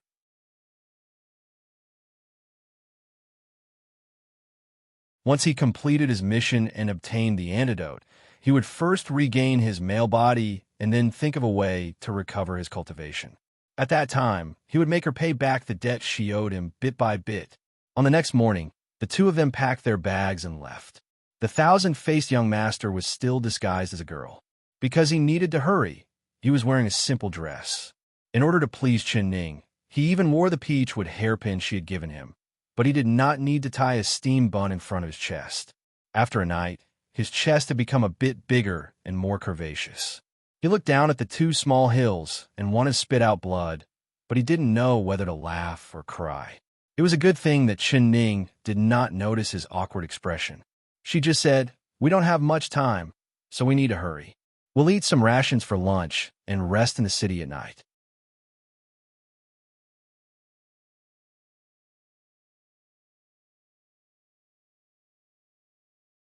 Chapter 1663. Chen Ning thought of the battle and urged the horse forward. Who would have thought that, after running for a while, she would hear the complaints of the thousand-faced young master behind her? "What's wrong?" Chen Ning turned around. As a respected Purple Heaven Pavilion assassin, even if you don't have any martial arts, you are still a man. You can't take it after riding a horse for a while? You wouldn't really think of yourself as a woman, right? Her voice was filled with sarcasm as she pulled on the horse's reins, slowing the horse down a bit. The thousand-faced young master's forehead was covered in sweat. He held the reins with one hand and held his chest with the other as he complained, I feel uncomfortable. This place is too heavy. Once the horse runs, this place will shake. I really don't know how you women can ride horses so fast with these two things on them." He said this while looking at Chen Ning's chest, his heart filled with curiosity. With a schwa sound, his neck was hit by a horse whip. "Aya, why are you hitting me?" He cried out in pain. Chen Ning's face sunk as she said, "If your eyes aren't honest, then there's no point in keeping them on your face." The thousand-faced young master's heart turned cold, knowing that this girl would do what she said. Now that he had a request for her, he could not offend her no matter what. He quickly gave an apologetic smile and said, "It's my bad. I shouldn't have looked. Aunt, don't be angry. But Aunt, can you make these two things a bit smaller? It's too inconvenient for me to ride a horse like this." Chen Ning said with a serious face, "You haven't even done what I want you to do, and you're already trying to bargain with me. I don't dare. All right, I'll teach you a method. Wrap the cloth around your chest tightly, and you won't feel any bumps when riding a horse." Chen Ning rolled her eyes at him and whipped the horse's butt. The horse raised its four hooves and ran like it was flying. In the blink of an eye, it had left the thousand-faced young master far behind. That's right. This method isn't bad, and it's very simple. That girl Xiao Ru also told me about it before, but why didn't I think of it? The thousand-faced young master quickly stopped the horse and jumped off its back. He took out a dress from his bag and tore it into strips. Then he found a hidden place and wrapped it around his chest. After he was done, he mounted the horse. This time, no matter how fast the horse ran or how bumpy it was, he did not feel any discomfort. "Aunt, this method of yours is really good." He sped up the horse and caught up to Chen Ning as he happily said this. Chen Ning just smiled and did not say anything. She just looked up at the sun and determined the direction before continuing to head south. "Aunt, why are you in such a hurry? Is there something urgent?" The thousand-faced young master couldn't help but ask after following her for a while. "Of course there is an urgent matter, an extremely important matter," Chen Ning said without looking back. "An extremely urgent matter?" The thousand-faced young master casually said, "You wouldn't be rushing to the front lines to help the West Chu army fight, right?" He remembered that Chen Ning had mentioned before that she wanted to go to the front lines, but he had only listened. He thought that it was a lie to scare him and not let him follow, so he did not care about it at all. He was just casually making a joke at this time. Who would have thought that Chen Ning would nod with a serious expression? The thousand-faced young master is truly smart, immediately guessing my goal. What?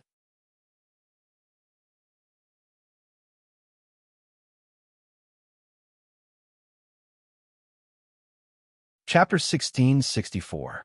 That's right, of course it's true. When have I ever joked with you? Chen Ning looked back at him from her horse's back. The thousand-faced young master felt like his entire body was in trouble. He felt like if he wasn't crazy, then Chen Ning was crazy.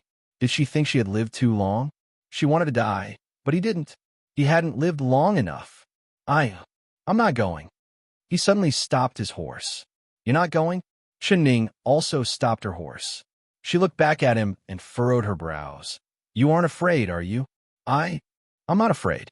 The thousand-faced young master stiffened his neck. Even if he was afraid, he couldn't show it on the surface and let a little girl like her look down on him. Then why aren't you going? Chen Ning asked. Because I don't want to die. He blurted out. Die? Who said you're going to die? The thousand-faced young master coldly snorted. You think I don't know? The army of the south has already broken through the southern gate. Your emperor husband has sent 3 groups of reinforcements to Shuanglu City. He originally thought that Shuanglu City would be impregnable, but he didn't think that the army of the south would be able to take down Shuanglu City in less than a day and utterly defeat his 3 groups of reinforcements. Now, the army of the South is heading straight for Yuezhou City. I also heard that the general that the South sent this time is their second prince, Taba Zheng. His title is Ping Shi Jun Wang, meaning that he wants to sweep West Chu. This Taba Zheng is cruel and bloodthirsty. It's said that any city he takes down will be massacred. If the Southern Pass and Shuanglu City fall into his hands, everyone in the city will probably die. Also, the South army has been like a hot knife through butter. They have never lost a battle and are unstoppable. If people block their way, they kill them. If Buddha blocks their way, they kill Buddha. Their momentum is at its peak, and taking down Yuezhou can be said to be effortless. If you go now, if you aren't going to die, then what are you? You want to die, but I don't. When Chen Ning heard his words, she raised her brows. I didn't think you would know so many things. However, there is one thing you probably don't know. The general that the South sent to attack West Chu is not their second prince, but rather Chu Xiaoyang, who defected from West Chu. The thousand-faced young master was slightly startled. Then he said, Of course I know, but that Chu Xiaoyang is just a prince with a different surname who surrendered. Even if the South Emperor made him king and gave him control over the army, the person the South Emperor trusts the most is his own son. Otherwise, why would he appoint Toba Zheng as Chu Xiaoyang's vice-general? In name, he's the deputy general, but in reality, he's the supervisor. If Chu Xiaoyang dares to have the slightest bit of disloyalty, Toba Zheng will definitely cut him down. Chen Ning slightly shook her head. I'm guessing that the Southern army follows Chu Xiaoyang's orders and not Toba Zheng's words.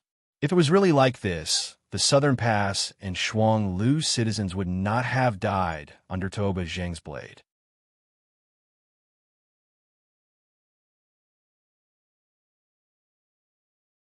Chapter 1665. Chen Ning's face sunk, and she said, I'll do whatever I want. There's no need for you to say anything. Since you're afraid of death, then you can go. I'll go myself. She forcefully whipped the horses, and the horse let go, running very quickly. In the blink of an eye, she had left the thousand-faced young master far behind. She did not even turn her head back. The thousand-faced young master stared dumbfoundedly at her fading figure. He had wanted to persuade her not to go to the front lines to die. If they met the South army, they would be trampled into meat paste. But he never thought that she would be this unafraid of death. All right, since she wanted to die, he wasn't willing to accompany her. He still wanted to live a happy life.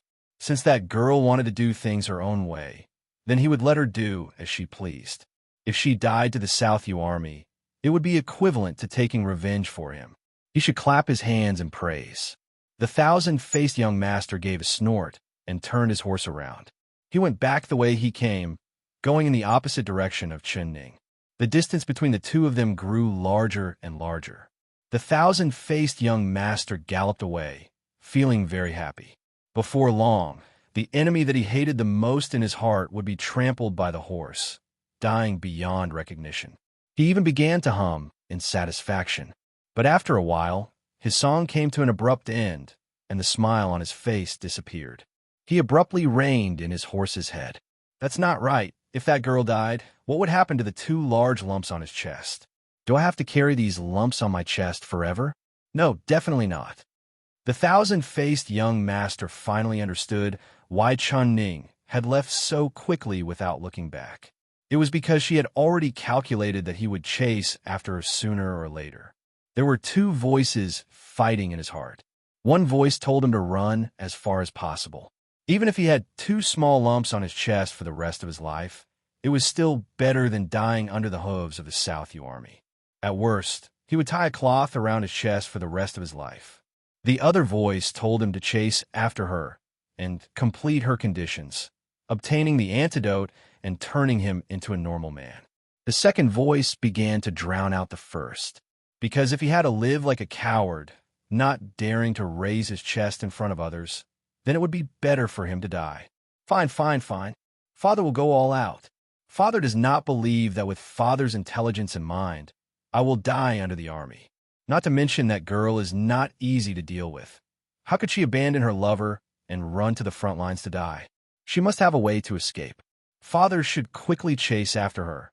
Otherwise, that girl will disappear without a trace. As for revenge, 10 years is not too long. He muttered to himself as he turned the horse around and charged off in the direction that Chun Ning had disappeared. Chun Ning heard the sound of horse hooves approaching, but she did not even turn her head. The thousand-faced young master was covered in sweat as he ran, finally catching up with great difficulty. He followed behind Chun Ning and said, "Aunt, I'm back." Chun Ning only gave an unsound and did not say anything else. She looked ahead and saw that the road ahead was filled with people. There were at least a few thousand of them, old and young, men and women. All of them looked panic-stricken and carried their bags on their backs, as if they were running for their lives. Chun Ning stopped the horse and jumped off. She led the horse to meet the group of people. She stopped in front of a middle-aged man and politely bowed to him.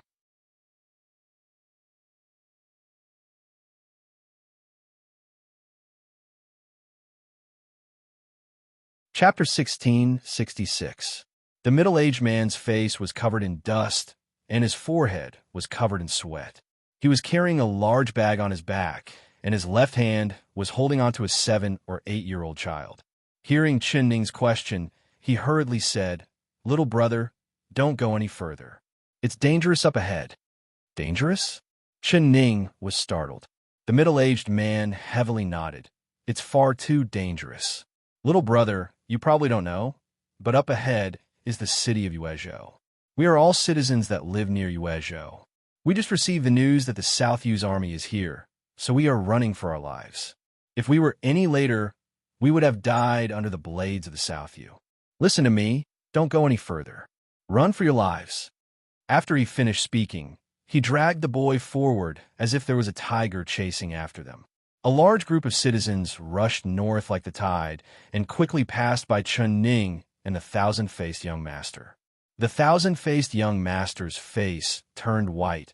"I didn't think the South Yu's army would arrive so quickly. They're already at Yuezhou. Auntie, should we hurry back to the capital and report this to the emperor?" Chun Ning shook her head. "There's no need to report.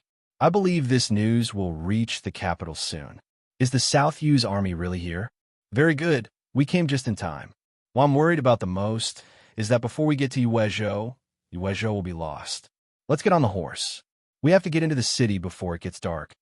She jumped onto the horse and whipped it into a gallop towards Yuezhou. The thousand-faced young master couldn't understand what was going through her head.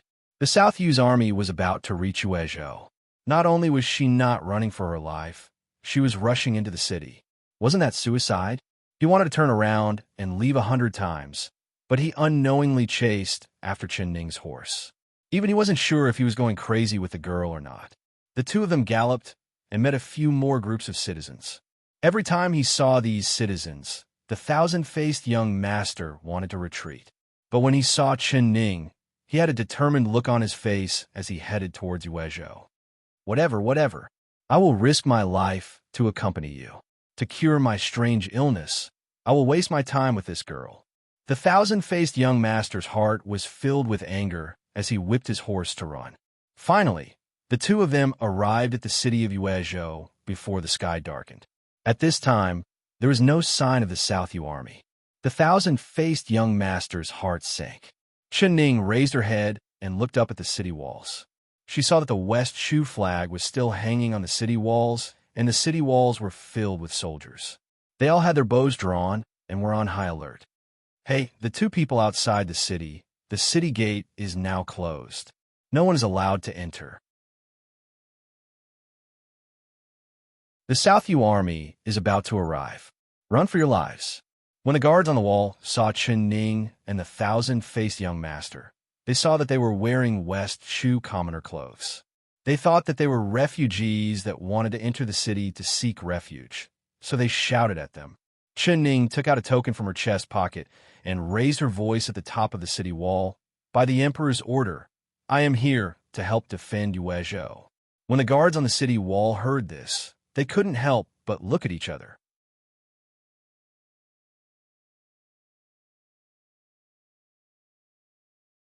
Chapter 1667. So although they waited day and night for the royal court to send reinforcements, but when they saw Chen Ning and the thousand-faced young master say that they were sent by the emperor, no one believed them. Even if the royal court sent reinforcements, it was impossible for them to only send two people, and one of them was a weak girl. So these two people were clearly lying. They must be spies sent by the enemy. They wanted to trick the city and sneak into the city to cause trouble. Nonsense. You two spies, quickly scram. If you don't scram, we'll shoot arrows. The guards drew their bows and aimed them at Chen Ning and the thousand-faced young master. The thousand-faced young master saw several hundred cold arrows pointed at him from the city walls. As long as they gave the order, he would immediately turn into a hedgehog. He was angry and anxious. He couldn't help wanting to curse out loud. Qian, don't say anything. Chen Ning suddenly turned around and glared at him. This glare made the thousand-faced young master swallow back the swear words he was about to say. Aunt, they don't believe you. So how about we leave? If we don't leave, we'll turn into hedgehogs. Chen Ning ignored him and raised the token in her hand high up. In a clear voice, she said, Listen to the guards on the city walls. We are special envoys sent by the emperor, and this token is the emperor's golden token. If you don't recognize it, then call your master garrison to personally see if this golden token is real or fake. When the guards heard this, they couldn't help being skeptical. They opened their eyes wide to look at the token in Chen Ning's hand, but they couldn't see it clearly from this distance. Are you really special envoys sent by the emperor? Chen Ning nodded. It's completely true. The golden token is here, and you can put down a basket. I'll put the golden token in the basket and have the master garrison come and see if it's real or fake. The guards thought this idea wasn't bad, so they placed the basket down from the city walls. They also sent people to report to the master garrison. Chen Ning placed the golden token in the basket and looked up to see the basket being shakily pulled up to the city walls. The thousand-faced young master was filled with fear as he kept looking back. If the South Yu army arrived here, they wouldn't be able to enter the city. They would be attacked from all sides and would die without a grave. Calm down, don't panic. Chen Ning rode on the back of the horse and shouted at him. That voice seemed to have a mysterious effect. When the thousand-faced young master heard this, his mind instantly calmed down. Looking at Chen Ning's calm face, his heart filled with shame. He was a dignified man, and she was only a 16 or 17-year-old girl. She didn't know any martial arts, but her calm demeanor was much better than his. He couldn't help sticking out his chest and proudly looking at the guards on the city walls.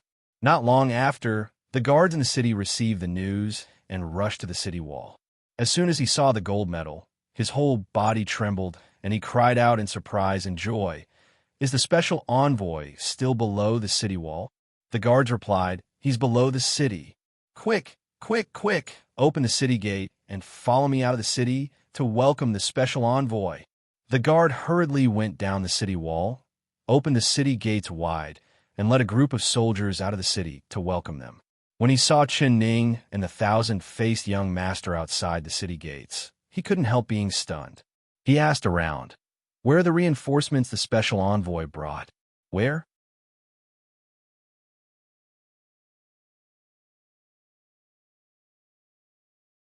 Chapter 1668.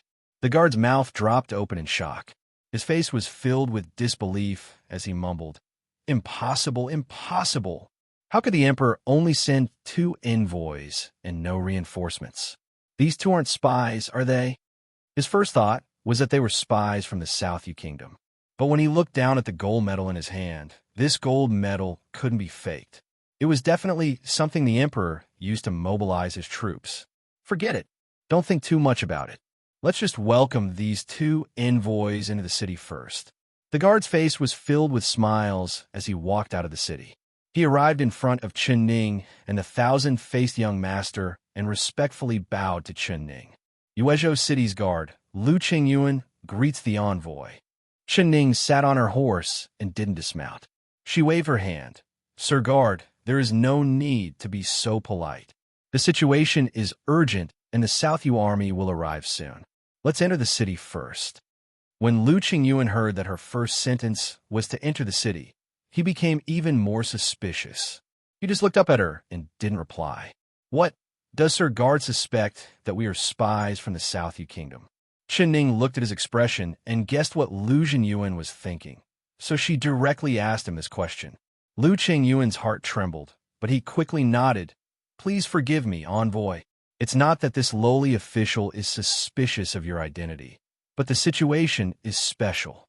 This lowly official is the guard of Yuezhou City and naturally has to think for the citizens and citizens of the city. I cannot let a spy enter the city. I wonder if Sir Envoy has an imperial edict other than the gold medal?" The 1,000-faced young master was angry. He thought to himself, "We risked our lives to help you defend the city, and you suspect us of being spies? How preposterous!" His eyebrows furrowed, and he was about to explode. Chen Ning coldly looked at him. "Don't speak."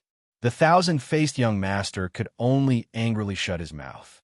He couldn't take it anymore and stared at Lu Qingyuan. Lu Qingyuan's attention had always been on Chen Ning. When he came out of the city, he had seen a man and a woman. Just because Chen Ning was dressed as a man, he naturally thought that she was the special envoy. As for the woman beside her, perhaps she was her lover or a sister, but she did not even look at the 1,000-faced young master. At this moment, he was glared at by the 1,000-faced young master, and he inadvertently looked over. With this glance, his entire body trembled, his blood boiled, and his heart almost jumped out of his chest. His eyes stared at the 1,000-faced young master without blinking. He couldn't bear to blink. The guards around him all had the same expression. An absolute beauty. An absolute beauty. Even though the 1,000-faced young master was wearing a plain dress with thorns and hairpins, it made her look even more charming. Especially with her cold face, she was like a lotus in the cold moon, exceptionally moving. "Envoy, may I ask who this lady is?" Lu Qingyuan finally managed to move his gaze away from the 1,000-faced young master's face and asked Chen Ning. He was only 25 or 26 years old and has been stationed in Yuezhou for 7 to 8 years. He spent all his time training soldiers and had never taken a wife. His heart had never been moved by a woman. In his eyes, a woman was not as attractive as a wooden pole on the training field. Who knew that after seeing the 1,000-faced young master today, the man's heart that had been quiet for so many years would begin to stir? His heart began to ripple. You're tuning into the Romance Rendezvous YouTube channel. We're so grateful for your support, and don't forget to subscribe to join us on this incredible journey through captivating stories. Your generosity through donations truly makes a world of difference, as it's the primary source of revenue that allows me to expand and enhance this channel for you. Thank you from the bottom of my heart for being a part of this adventure.